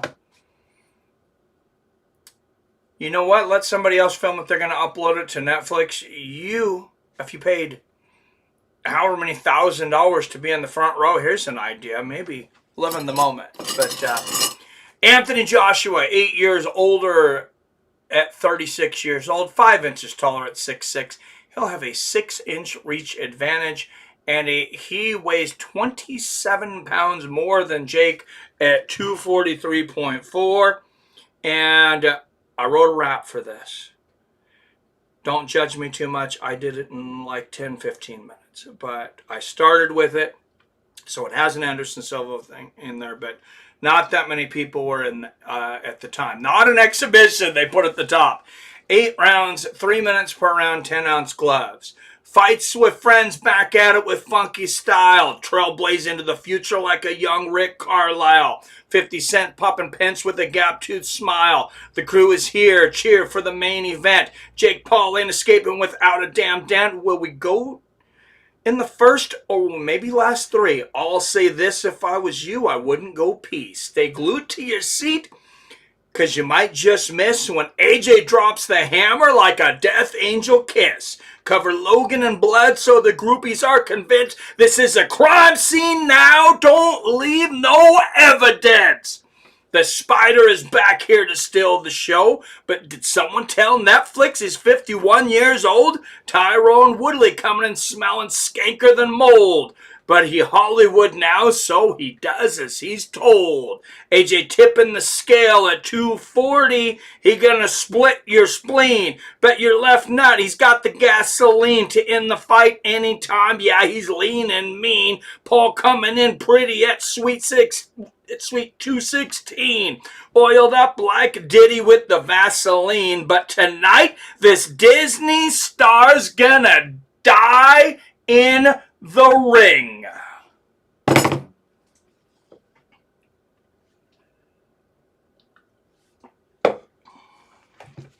And there is Anthony Joshua making his way to the ring. Hoping for a better outcome in his second appearance on US soil after being upset.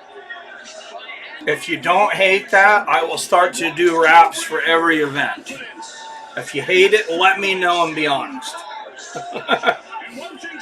Never liked Anderson, never will. And somehow I'm still friends with you, Rick. So I must really like you.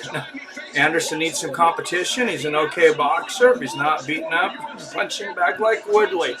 But dude, he's 51 years old. I still feel like it's impressive. It's time. Rick says that was pretty good. Mic drop. Thank you. Thank you. Appreciate it. More of a poem than a rap, I guess. But MC Seattle. Seattle Mike. Thank you, iRock.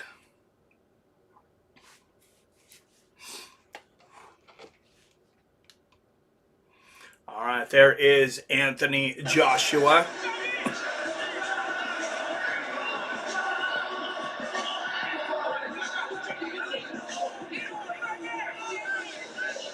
He's representing Anthony Joshua, representing the poly community tonight, the poly market, one of the biggest prediction markets on the web now in this new sports prediction market. Eddie Hearn looks nervous. If Jake Paul wins, I'll sing opera live on the air. If Jake Paul wins, I can't even fathom Jake Paul winning. So I don't know. That would be tough, though. But yes, you can call in and sing opera live on the air. Dang it, where are you at, Wyatt? Oh my God, there is Jake Paul disgracing Hulkamania.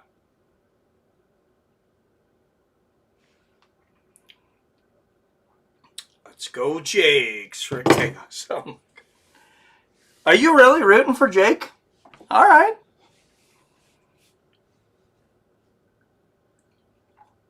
I mean, he is the ultimate underdog coming into this. It's the ultimate underdog story. I mean, you can call him an asshole all you want, but the guy did not grow up boxing. He did some wrestling in high school. Ends up on the Disney Channel for doing weird stuff. Gets a big YouTube following, not coming from money. You can say he was an asshole the whole way. You cannot say he didn't work hard, that he didn't grind.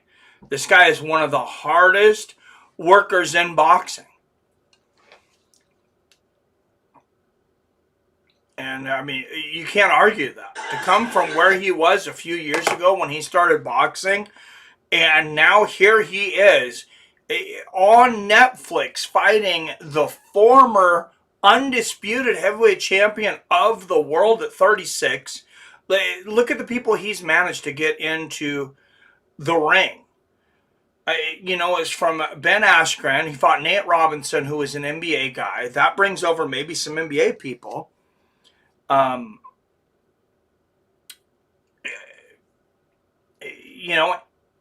Mike Perry, Nate Diaz, Anderson Silva, Tommy Fury. He's gotten some big names to step into that ring with him, and he's walked out victorious all but one time.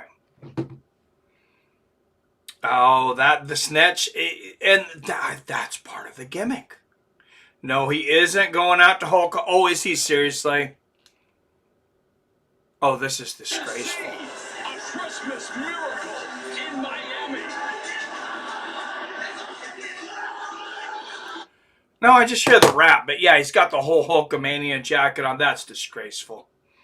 If Jake loses for me, that's it. The Jake Paul train has reached the station. Well, this is a fight he should definitely lose. Coming out with 6'9", the snitch, right? Jake about to pop that weasel, and the weasel goes pop. In the heavyweight division. Did they seriously just announce Jake Paul second? Did they have him walk down to the cage second? That is disgraceful. You're talking about a former Olympic gold medalist, a former undisputed champion of the world. All right, judges from Oklahoma, Florida, and New Jersey. Oh, Jesus, we got Steve Weisfeld and David Sutherland in there. And then a Tate, somebody with the last name Tate from Florida. This is going to get interesting.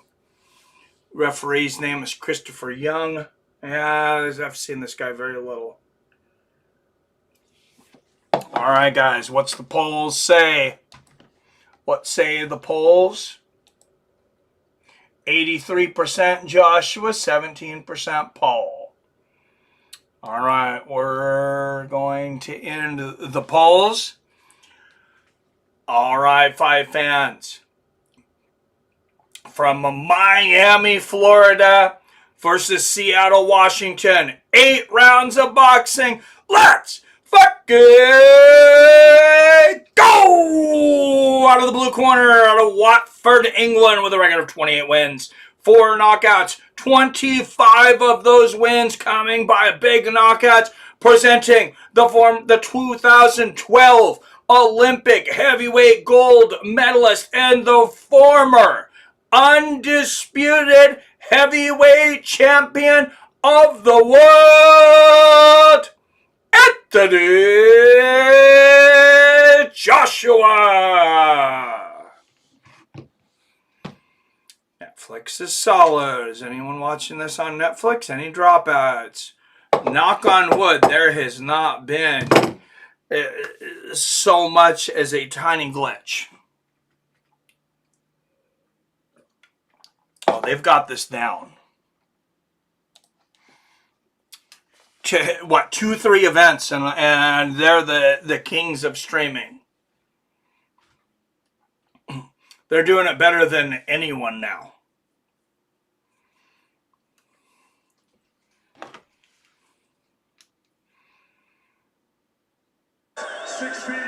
And his opponent, fighting out of Dorado, Puerto Rico. He made his way as a Disney child. Tonight, he will be impersonating the late, great Hulk Hogan. from Disney star to YouTube sensation to the boxing ring, however you feel about him, Jake Paul, you made it, brother.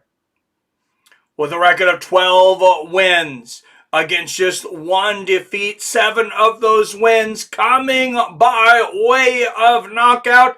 The problem child, Jake Paul. Remember where you were when Tyson walked out of that interview with his ass out? I try to forget that every day I wake up.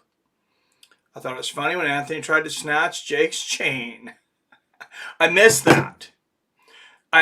So, real quick, I'm going to dispel the Tyson rumors. Not only did Tyson throw that fight, and I might piss everybody off, but I'm just going to tell you what's in my heart. Not only did Tyson not throw that fight, Jake could have knocked Mike Tyson out for the last 3 or 4 rounds, and he carried him. Hate me in the comment section all you want. That's what I believe. As sad as it is to say that, Mike Tyson, 58, almost 59 years old, it is what it is.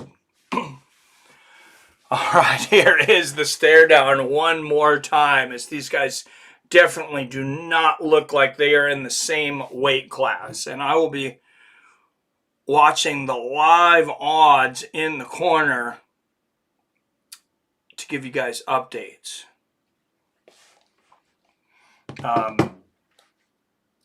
Anthony is now 89 cents on the dollar. Jake is 13 cents on the dollar.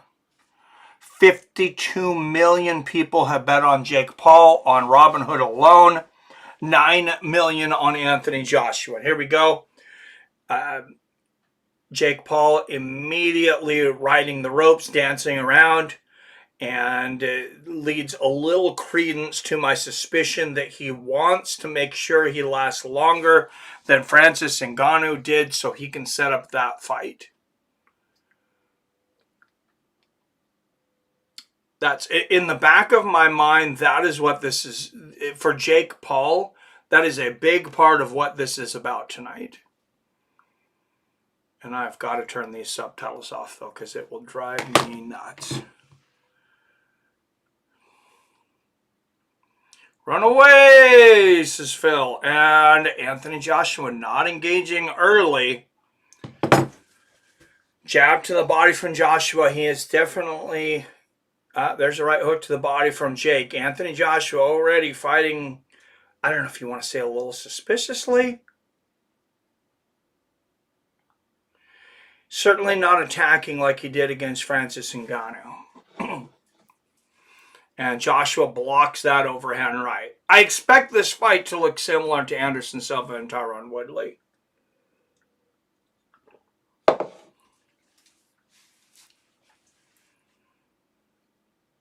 I would like to see Jake do a little something in the first round, though, just to move the odds. And Jake Paul falls down, tries to bring Joshua down with him, just ends up getting caught up in the ropes.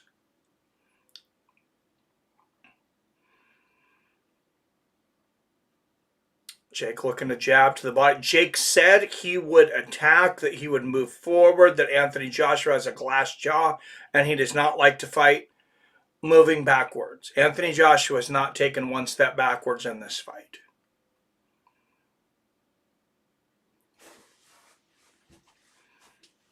And here Jake is again on the ropes.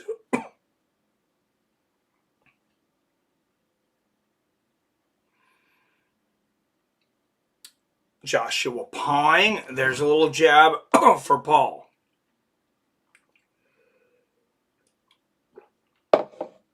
Not a good sign. Getting sloppy. Sloppy right. There's a good right hand from Joshua. His first real punch of the fight. 28 seconds left in the first. Joshua measuring. There's a right hand. I imagine a lot of people bet that Jake would be knocked down in the first round.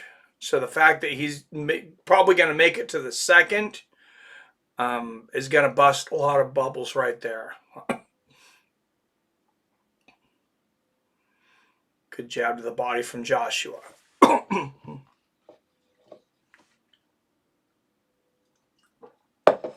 If Jake can rip hooks to that rib cage, get him to lower his hands, that sweet chin music is there all day. All right, let's go in the corners here. See if we've had any movement in the lines, because that's probably a Jake Paul round. Now they are just moving up. Anthony Joshua is now 90 cents on the dollar.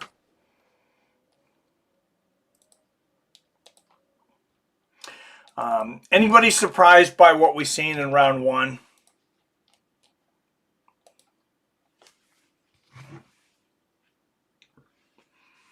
I'm a little surprised that Joshua wasn't more aggressive, but like I said, these guys that fight championship fights, a lot of championship fights, a lot of times they don't show anything in the first. I gave Paul round one. He landed more. Make sure Joshua isn't pulling punches. Yeah, but Paul won round one. I agree.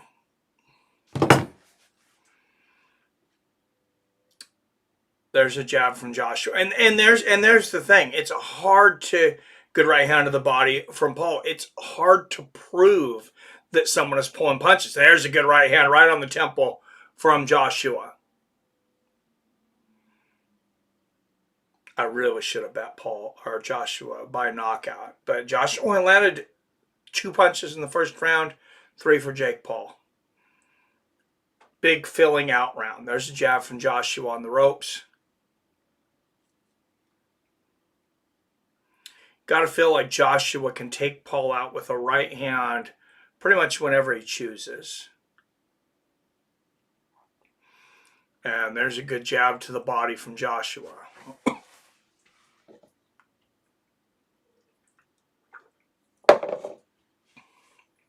Oh, Paul in the corner, ducks a right and holds on.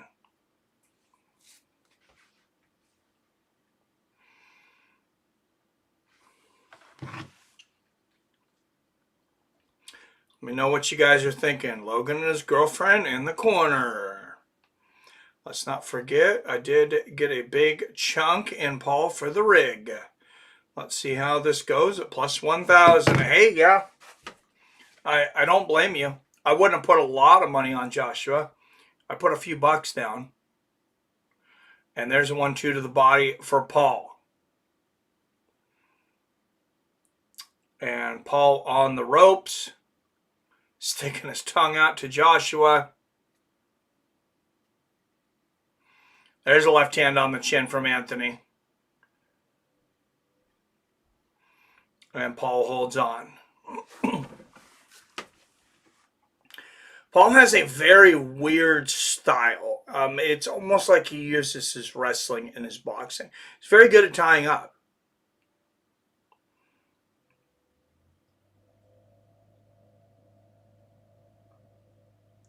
I mean, and Jake is a smaller target than Joshua is used to. So, missing some of those jabs, not a good right hand there from Joshua. Paul immediately clinches. Missing some of those jabs, not entirely unbelievable. He had him in the corner, but pulled the punches and went for body.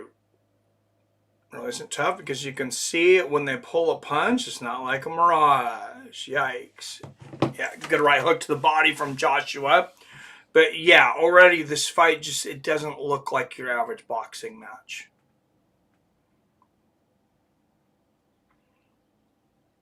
And we're going to see a third round. This is further than Francis Ngannou made it. My prediction is that Paul will go down in the third. He will at least get knocked down. I don't know if he's going to get finished. I think he will get knocked down in this round. Let him sit. Don't let him walk to you and sit. Don't let him motherfucker sit. Look, just when you come to you, hit him with a fake. He's gone longer than Francis. Yep, I'm already feeling like this fight is going to distance 100%. And that's why I didn't bet Joshua by the knockout. Which, if there was no question in the legitimacy of this fight, I would have had no qualms about that.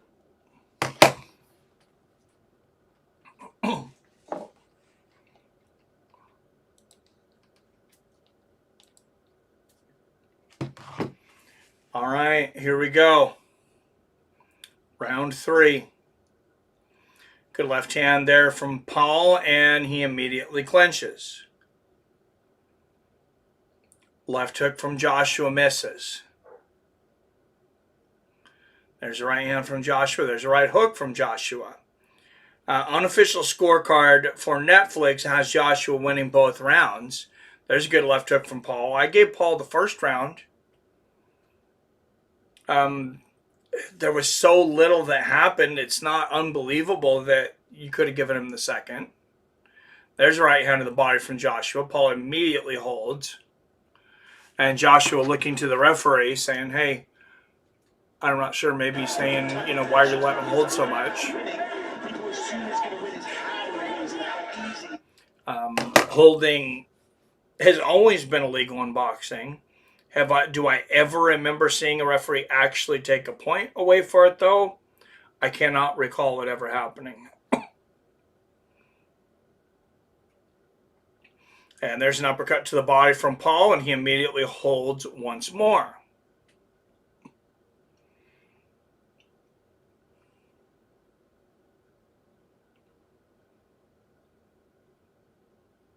There's a right hand to the body and a left hook to the body from Joshua. Paul will clinch one more time. I'm a little surprised, though. I figured the longer this went, the more the odds that it would become a little bit more bettable. But it's not. They stand where they started. 88 cents on the dollar, Anthony Joshua. Good left hand there for Joshua. And a right hook to the body for Paul. Left hook to the body from Joshua, who, does seem to be pulling punches, but he's gone. Jake is a quick bastard, isn't he? Who's up? So how's this fight panning out so far? Kind of boring. Joshua's won, I would say, at least two, probably the last 2 rounds. Jake probably won the first round. And Jake's running a lot. Jake wins. I'm on easy street for a while. Good right hook there from Joshua. What are the chances, though? Come on with the lefts, Phil. So let's see if more people are betting on Paul. Yes, they are. Over 53 million people just on Robinhood have now bet on Jake Paul. Just over 9 million for Anthony Joshua.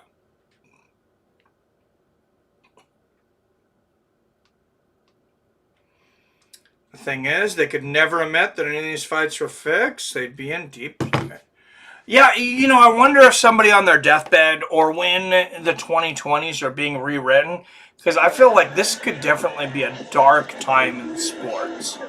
I don't know if those of you that know your history know what was happening in sports betting to get it banned to begin with in the 70s, but it was making sports become very crooked.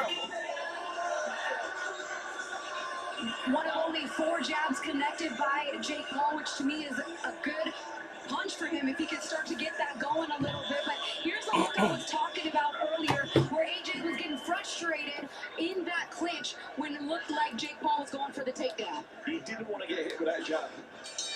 Yeah, you got to start penalizing him for going for the takedowns eventually. You take a guy down twice in a boxing match. Yeah, I'm an MMA fan, but this is not MMA. It's boxing. There's a good left hand from Joshua. And you just got to wonder when Joshua's going to decide to take him out. And there he is. There is Jake trying to tackle Joshua again. Joshua pushed him to the side, and the referee seemed to scold Joshua.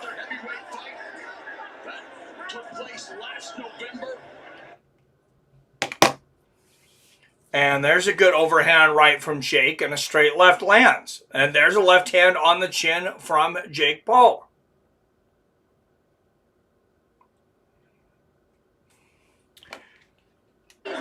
And Jake again dropping down on the ground. They got to take a point away for that. If he does that again, he's got to take a point. You can't constantly be rolling around on the ground and trying to tackle your opponent. I can't believe I'm even saying that. What a sack hugger. It's like Logan telling Jake, if you fight him, you can beat him. What a generic cliche saying that everybody knows about Joshua when you come at him. You have a chance on your back foot. Not. You see, punches landed or close here, though. That's going to bother a lot of people. No matter how this fight goes down, that's going to bother a lot of people.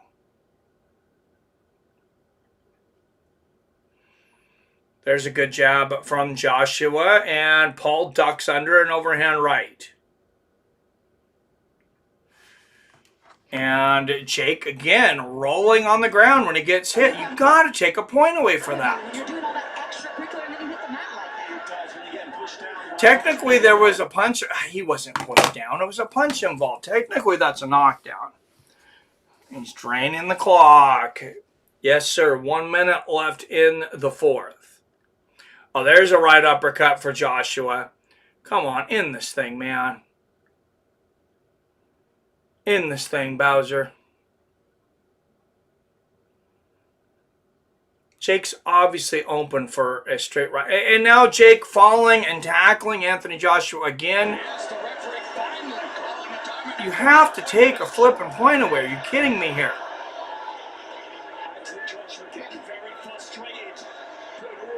How can you not take a point away right now? Oh, he's trying to say he got hit low? Are you kidding me?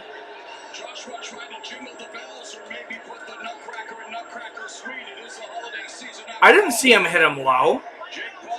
Did I miss it?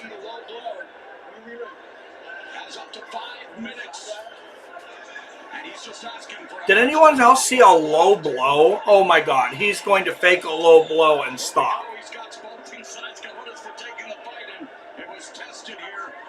Where the hell was the low blow? No, there's no low blow. They would not let this go in the UFC. They would watch the replay. And in boxing, they would also watch the replay, which makes me feel like this is not boxing. 34 seconds left in the fourth. That was ridiculous. You don't give a guy a timeout for a low blow that obviously didn't land. Good left hook there from Jake. 22 seconds left in the fourth. And there Jake is again trying to tackle Anthony Joshua. I mean, all of doing it buying Jake one more time. I don't like it at all. I don't get this. Listen. Come here. Listen. Rough tactics gotta stop. Okay? Joshua hasn't done any rough tactics. What the fuck is he talking about? Okay? Touch him up, fight clean. Christopher Young with the quote of the night. The fans did not pay to see this crap.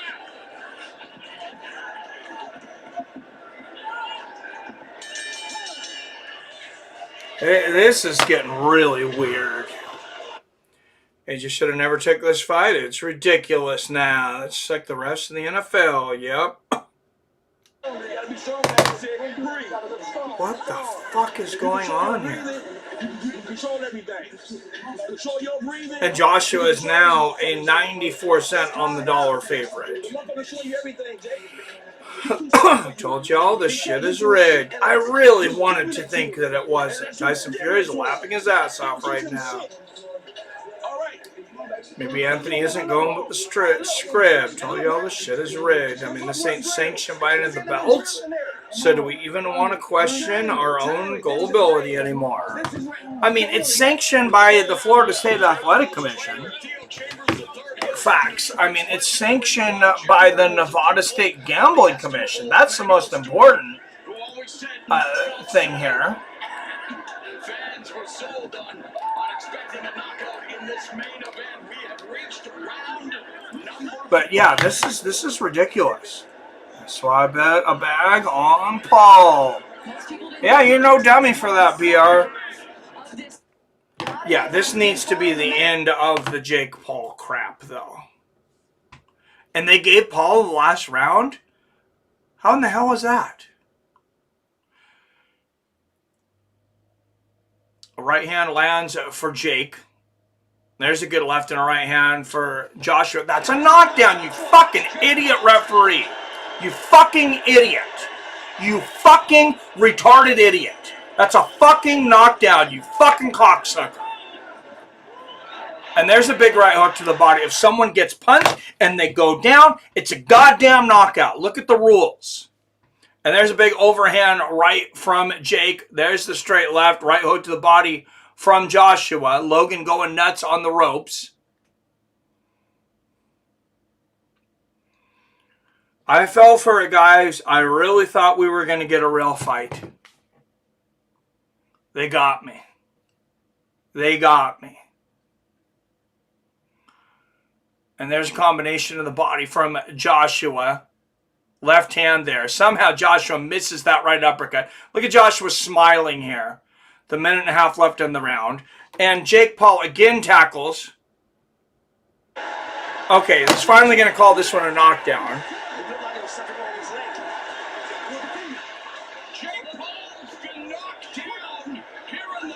That's at least the third time he's been technically knocked down. You can't just dive on the ground every time you get hit. There's a jab from Joshua. Sorry for losing my composure, guys, but it's getting a little ridiculous. And there's a left hook to the body from Joshua. And again, Paul trying to tackle Anthony Joshua.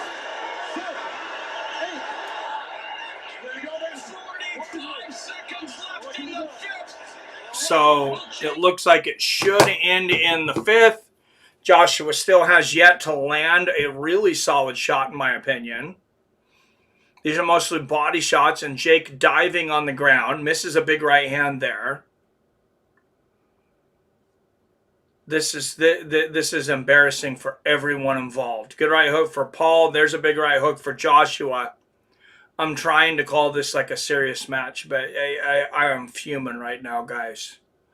This is disgraceful.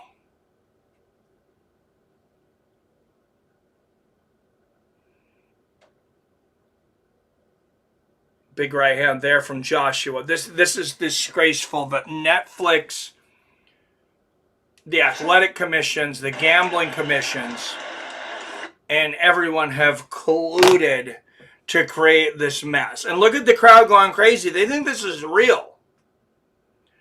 Drops his guard. Joshua defense going easy on him. You said everything you had to say when you said the word Florida.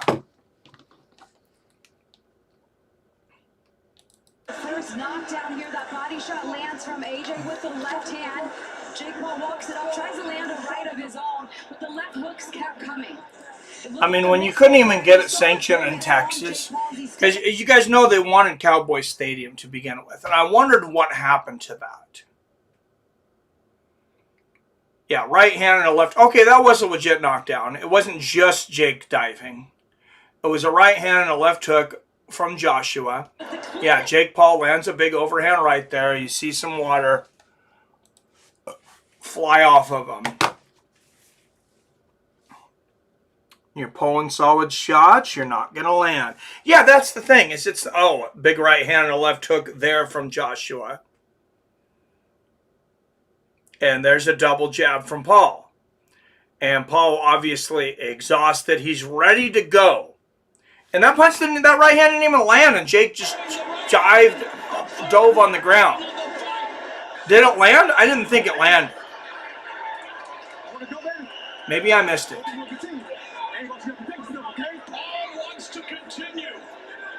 Maybe I missed the right hand landing. This should be the end here.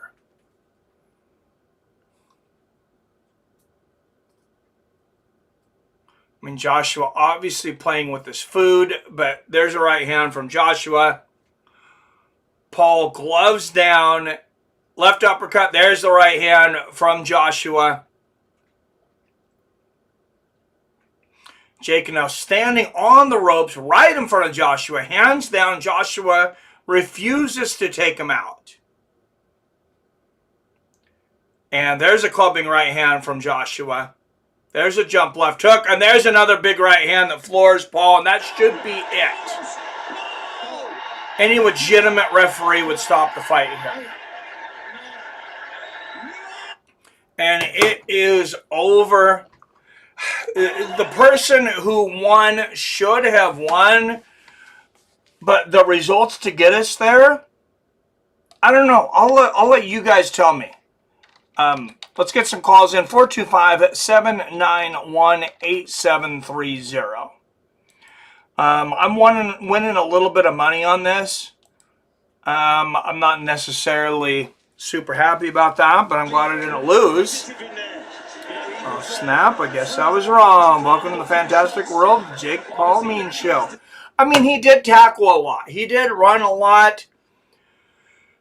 Anthony Joshua wouldn't be the first boxer to play with his food. But I also kind of feel like I'm kind of partially justifying a bit of a work here. Those early rounds, he had a good game plan in terms of using lateral movement, ducking and diving and slipping. This guy's going nuts with the Team Joshua in the front row like this fight was ever in doubt. Huh. I want my UFC. This is half. Jake won because he didn't go out cold. Oh, if he wants it now, he gets the Francis Ngannou fight. Starting tomorrow. Maybe even in the speech after the fight, he's going to call out Francis. Mr. Keegan. Mike, are you a convicted felon? I am not a convicted felon, but I was not involved in this. Do you own a firearm? I plead the fifth. Okay, can you take your Fifth Amendment with your Second Amendment, drive here to Illinois, put it to the back of my fucking head, and pull the fucking trigger, bro? Because if this is what the future is, oh God,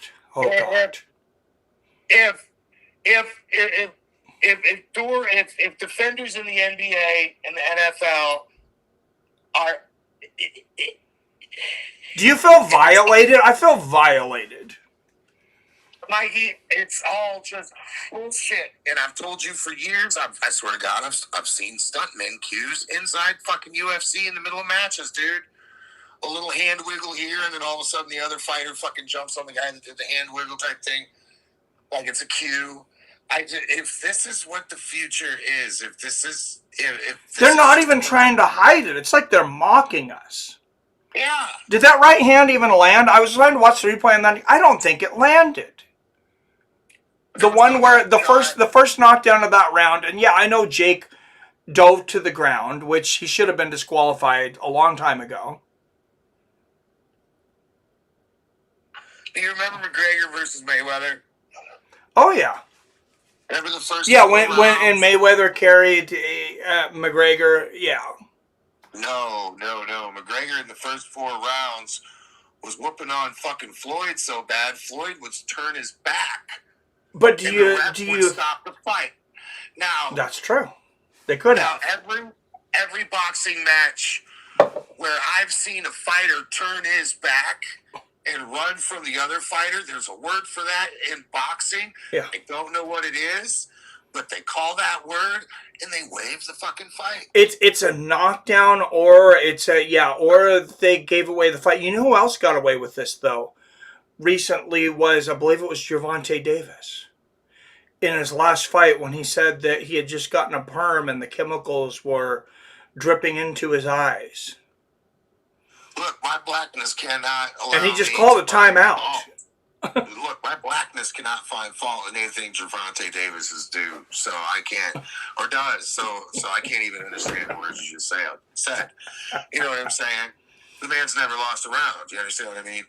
But he was one of the all-time greats, in my opinion. Take that fight away when you're 30-0 and with 30 freaking knockouts or like 99% knockouts. That's got to count for something.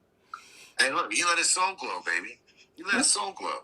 You understand? Let your soul glow. And you said earlier that Anderson Silva was the first 51-year-old to get a KO in combat sports. No, I didn't say he was the first one, but I was saying.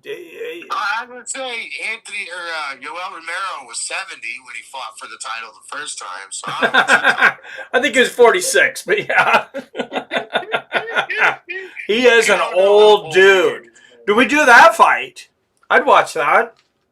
What, Romero versus Silva? Sure. They're both about the same age, I think. Yeah, but Romero has a fused neck. You're not knocking that man out. Not in a boxing match. Yeah. That could be. His neck is fused, bro. His neck is fused with titanium and shit from Krypton and stuff. So fucking, like, yeah, I don't know. I'd put Yoel in there against Jake. At 1 minute 31. Oh, against Jake? Yeah. Well, I don't know. I mean, Jake's not knocking him out. So I, for one, I don't know. Did he just win a necklace? Yes. Yes. Oh, Jesus. Oh, yeah, looks like Frankie's calling in. I'm going to give him for a minute. All right, later, Jason Kagan, everyone. I'll get back to you, Frank. I'm calling you back, Frankie. Frankie! Sorry, that was a pocket dog, but I did want to talk. Okay, oh, yeah.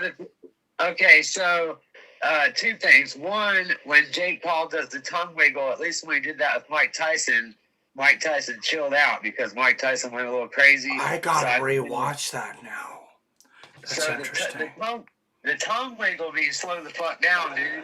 The other thing is, I want to see the effect it has on all the fans because for the first time and forever, we didn't have to struggle with VIP box and the streamings and stuff. Like, it was just easy. Just go to Netflix. That is nice, and that's what we're going to have from now on with Paramount. Yeah. You can get somebody's passcode, even though Netflix is $1.50. We don't want to pay that. So, yeah, so that's going to have a huge effect on the whole fighting world. Like, I'm not even joking. Like, the UFC events and stuff, like, it'll affect the attitude. I don't know if it'll make people happier or whatever, but it's a big it's a significant time to be a fan because nobody's paying $80 for a UFC unless you're like a dumbass. You know? No, they were selling very, very few pay-per-views. Yeah, so I guess if I had to fight with it and like operate two of my phones at once, one on Wi-Fi, to try and deal with the bootleg shit. I didn't have to do that this time, so I guess I don't feel as raped because the fight was shitty. We didn't even get to see a real knockout. But did the crowd cheering and going nuts? I'm like, we are just getting dumber by the day as a country. I'm scared. This card was so stupid. Anderson Silva and Tyron Woodley. Yeah, I would probably feel better. I would probably feel differently about that if I didn't hit it on the nose with my bat. But yeah, it is a bit. Instead of putting that as the co-main, they used two women, so there's probably not going to be a knockout. Probably not. Yeah, that should have been the co-main. Then they did two national anthems. I mean, so yeah, I think I'd feel a lot worse about it if I had to struggle with the internet and stuff. So this wasn't as bad. Oh yeah, that would have been a nightmare. Yo. All right. Well, I think the stream is better when you've had some soda pop, so I would recommend doing it. No, I'm kidding. All right. Well, thank you. I always wonder when I get a little outspoken how our people are going to react to it. So I appreciate it. Well, about an hour ago, you were at your peak performance there. So. Well, thank you. All right. Appreciate it, Frankie. Later. Frankie Chorizo, everyone.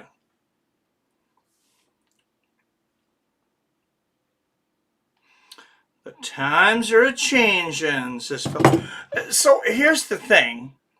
If you don't use AI, which I would tell people to refrain from it as much as you can. I'm saying never use it.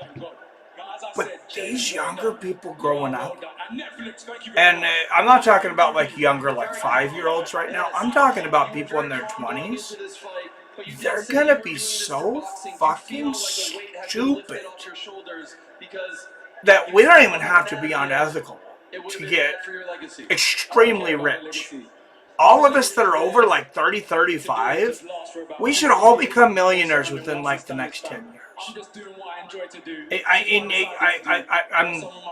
I'm not being facetious. I'm telling you, if you have a half a brain and you don't let the internet and AI think for you, you should flourish extremely in the next 10 years. Congratulations on a valiant effort.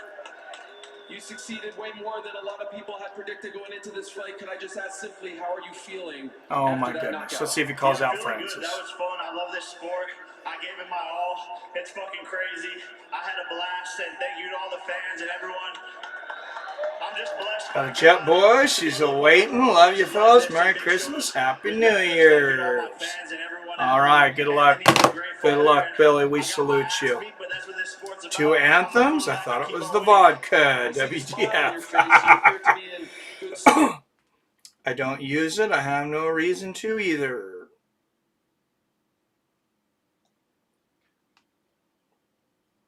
Oh, AI and that. Yeah, I have used it a few times, but honestly what I do is I kind of just check in on it and say, okay, is it still stupid? Is it still wrong most of the time? And I'll go to Grok and ask a few questions. I'll go to Gemini and I'll see how long, if I try to stoop it, I can stoop both of them or get them to be wrong within 2 to 3 questions. I have been able to pretty much the whole time. I still can. You ask it to give you 5 trivia questions about NBA. 2 of them are going to be non-factual. I don't understand how supposedly these students are acing tests and doing their homework with AI. Maybe we need to give them harder homework because, I mean, AI is what, 3-4 years old, and that's about its thinking capacity. It's about that of a 3 or 4 year old. Jake's going to say, I trained for tank, and then I totally went the opposite direction. He's going to make same time excuse and move on, probably calling out someone else. He's going to lose against. Thank you very much, Jake, and congratulations to you. Is AJ still here, or is he gone? He appears to be gone. Who is next for Anthony Joshua, by the way? Listen, who won the Tyson Fury fight, of course? That's the fight, it's the biggest fight in boxing. I'm respecting that man as well. He got like Anthony got like $70 million is what I heard from this. And now he gets to walk around like Superman with with bags of money for fighting someone that wasn't even close to on his level. You gotta marvel at Anthony Joshua for pulling this off.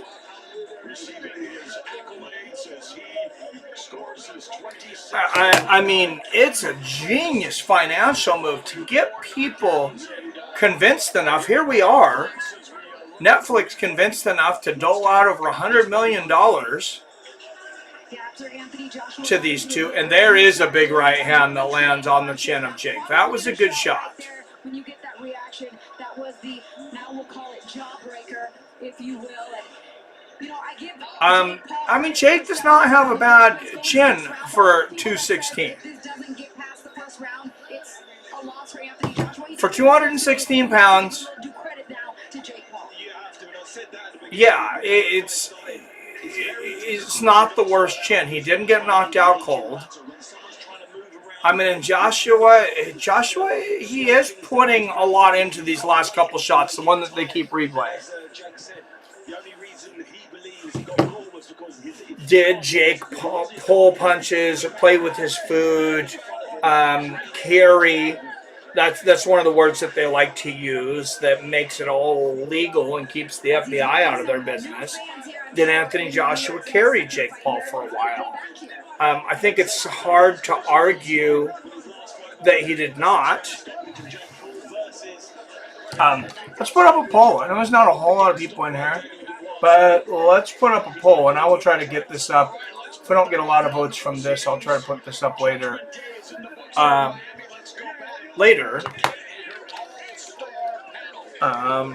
Was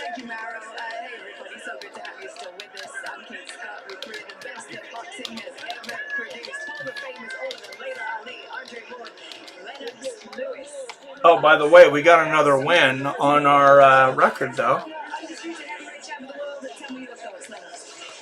I thought, when Anthony said that he was out for 15 months, it showed. And All right. needed a couple rounds to warm up and get used to the ring again. Let's put that poll up. Oh, first vote was a no. Second vote is a yes. Jay's going to say, I trained for Tank, and then I totally went the opposite direction. He's going to make some time of excuse, and then move on to probably calling out someone else. He's going to lose against. Hey, I didn't have him call anybody out, though, which I expected too. I expected him to call out Francis. I'm still expecting it to maybe happen tomorrow.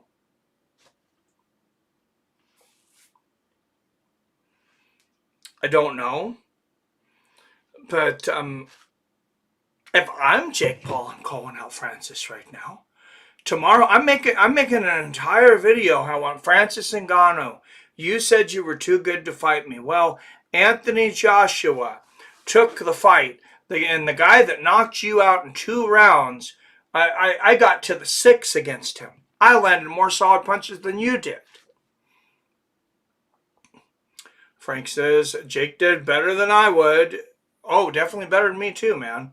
I have a 6'6" brother, and he was slow, but trained me and my bros, did light MMA.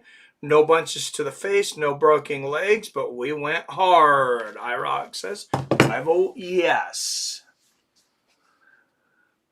All right, we got 75% for yes at the moment. We got the number up. Anybody else that want to call in? We got to call in for somebody that doesn't call in for IROC. IROC, would you like to call? I'd like to hear from you, brother. No pressure, but if you'd like to call in, I'd like to hear your voice and your opinion. Sucks to wrestle with a 6'6" dude. Yeah, it's hard to get your hips, it's hard to get down and get your hips under and get them up. Jason, I voted yes too. He could have went off on Jake more than a few times when he had him in the corner. He kept backing up and letting him out. You never hear from Phil on the phone either. We get the videos. Orpan had Bob. Merry Christmas, sir. Merry Christmas, Billy. Merry Christmas, everyone. All right, 10 up in the chat. I was thinking about ending this thing, but I definitely don't want to end it. We got 10 people in here. I do have to take a quick restroom break, but just got to pee, guys. Don't worry. I will be right back.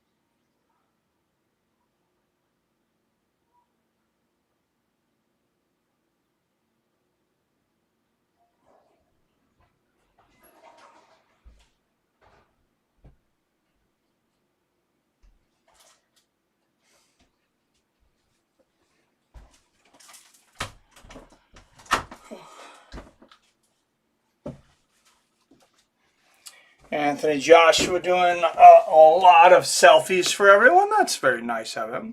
I mean, he didn't have to do a whole lot of work tonight, right? So. Tyson Fury and Anthony Joshua, one of the biggest fights in British history, is going to happen. Let's get it. Let's make it happen. Okay, everybody. Yeah, Joshua giving everybody lots of time. That's good. That's the way the champions used to be back in the day. The big champs. The heavyweight champs, everybody. Thank you so much for being with us tonight. Thank you to you guys for sitting with me, Layla, Andre, and Lennox. Wherever you guys have been watching at home around the world, good night from Miami, and good night from all of us. All right. First I thought AJ was phoning him out. Jake was just quick, but I blatantly saw AJ show mercy. Yeah, and that's just, it's not the first time someone has carried someone in boxing. It gets so murky, though, when you're betting. Because if you see a team, if a team's like, hey, you're favored to win by 12 points, man, can you just let us come within 6? Or let us only lose by a touchdown. Let us score a last-second field goal. Just to fix the spread. That's called a fix. When one fighter can knock the other one out inside the first 2 rounds, and he says, hey, I'll carry you for 5 rounds. Why is that different?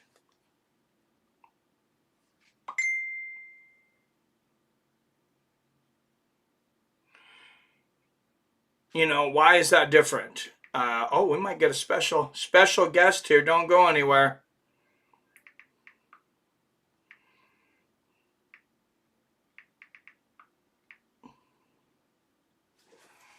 Special boxing expert, Sergio Torres. Could call here in a minute. Jason, call Mikey. This is Panhead Bob.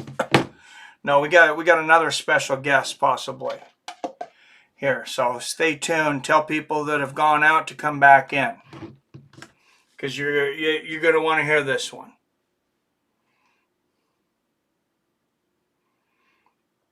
If we can get him here. I think his phone charger was dead. Looks like he's getting another phone here.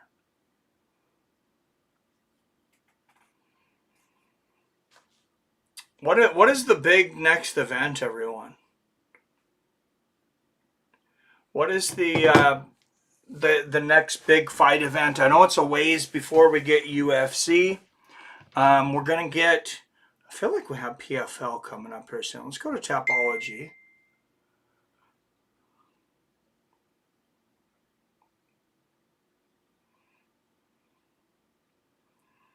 Let's go to Tapology and see what we have coming up next.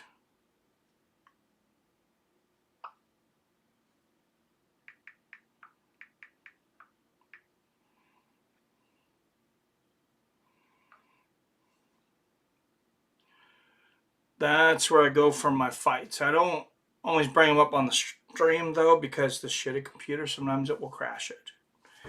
We got 80% saying this was a work, but just 5 votes so far. Let's see. Tomorrow, Night of the Gladiators. That is not good. Fight night. Where's this Tate and Ferguson thing going on? Does anybody know what's up with that?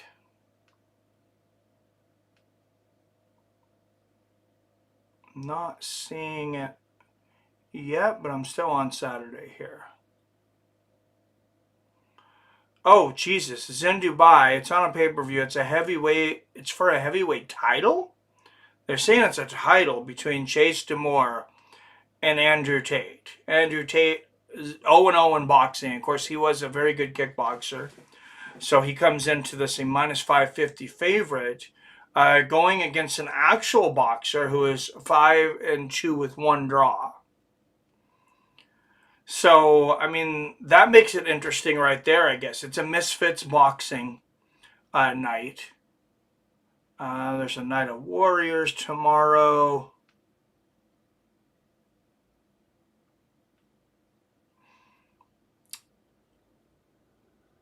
Fight clubbing. I still don't know if I'm going out of town for Christmas Eve and Christmas. We have so much flooding here, guys. I don't know how open the roads are going to be. I don't care too much about missing work. Like if I miss a day or two and don't get paid for it, it's not the end of the world. I make decent money. I'm not going to starve to death if I miss a few days of work. Wait a second. I didn't even know this was happening by me. Like in Ridgeville, Washington. So this is a few hours from me. World Fighting Championships. WFC at the Alani Casino. 12 bouts. Huh. Well, I might have bought tickets and taken it off if I'd have known.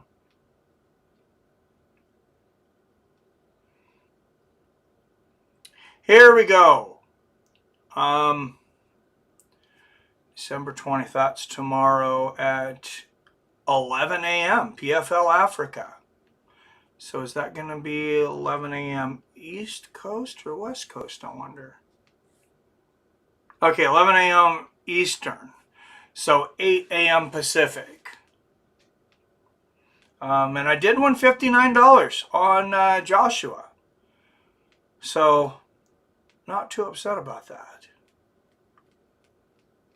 Had to put down too much to get there, but you know what sold me, guys, is, I don't remember who it was. Maybe it was Frankie. He was one of you guys said, if Jake Paul wins this fight, DraftKings is going to lose their ass. I was like,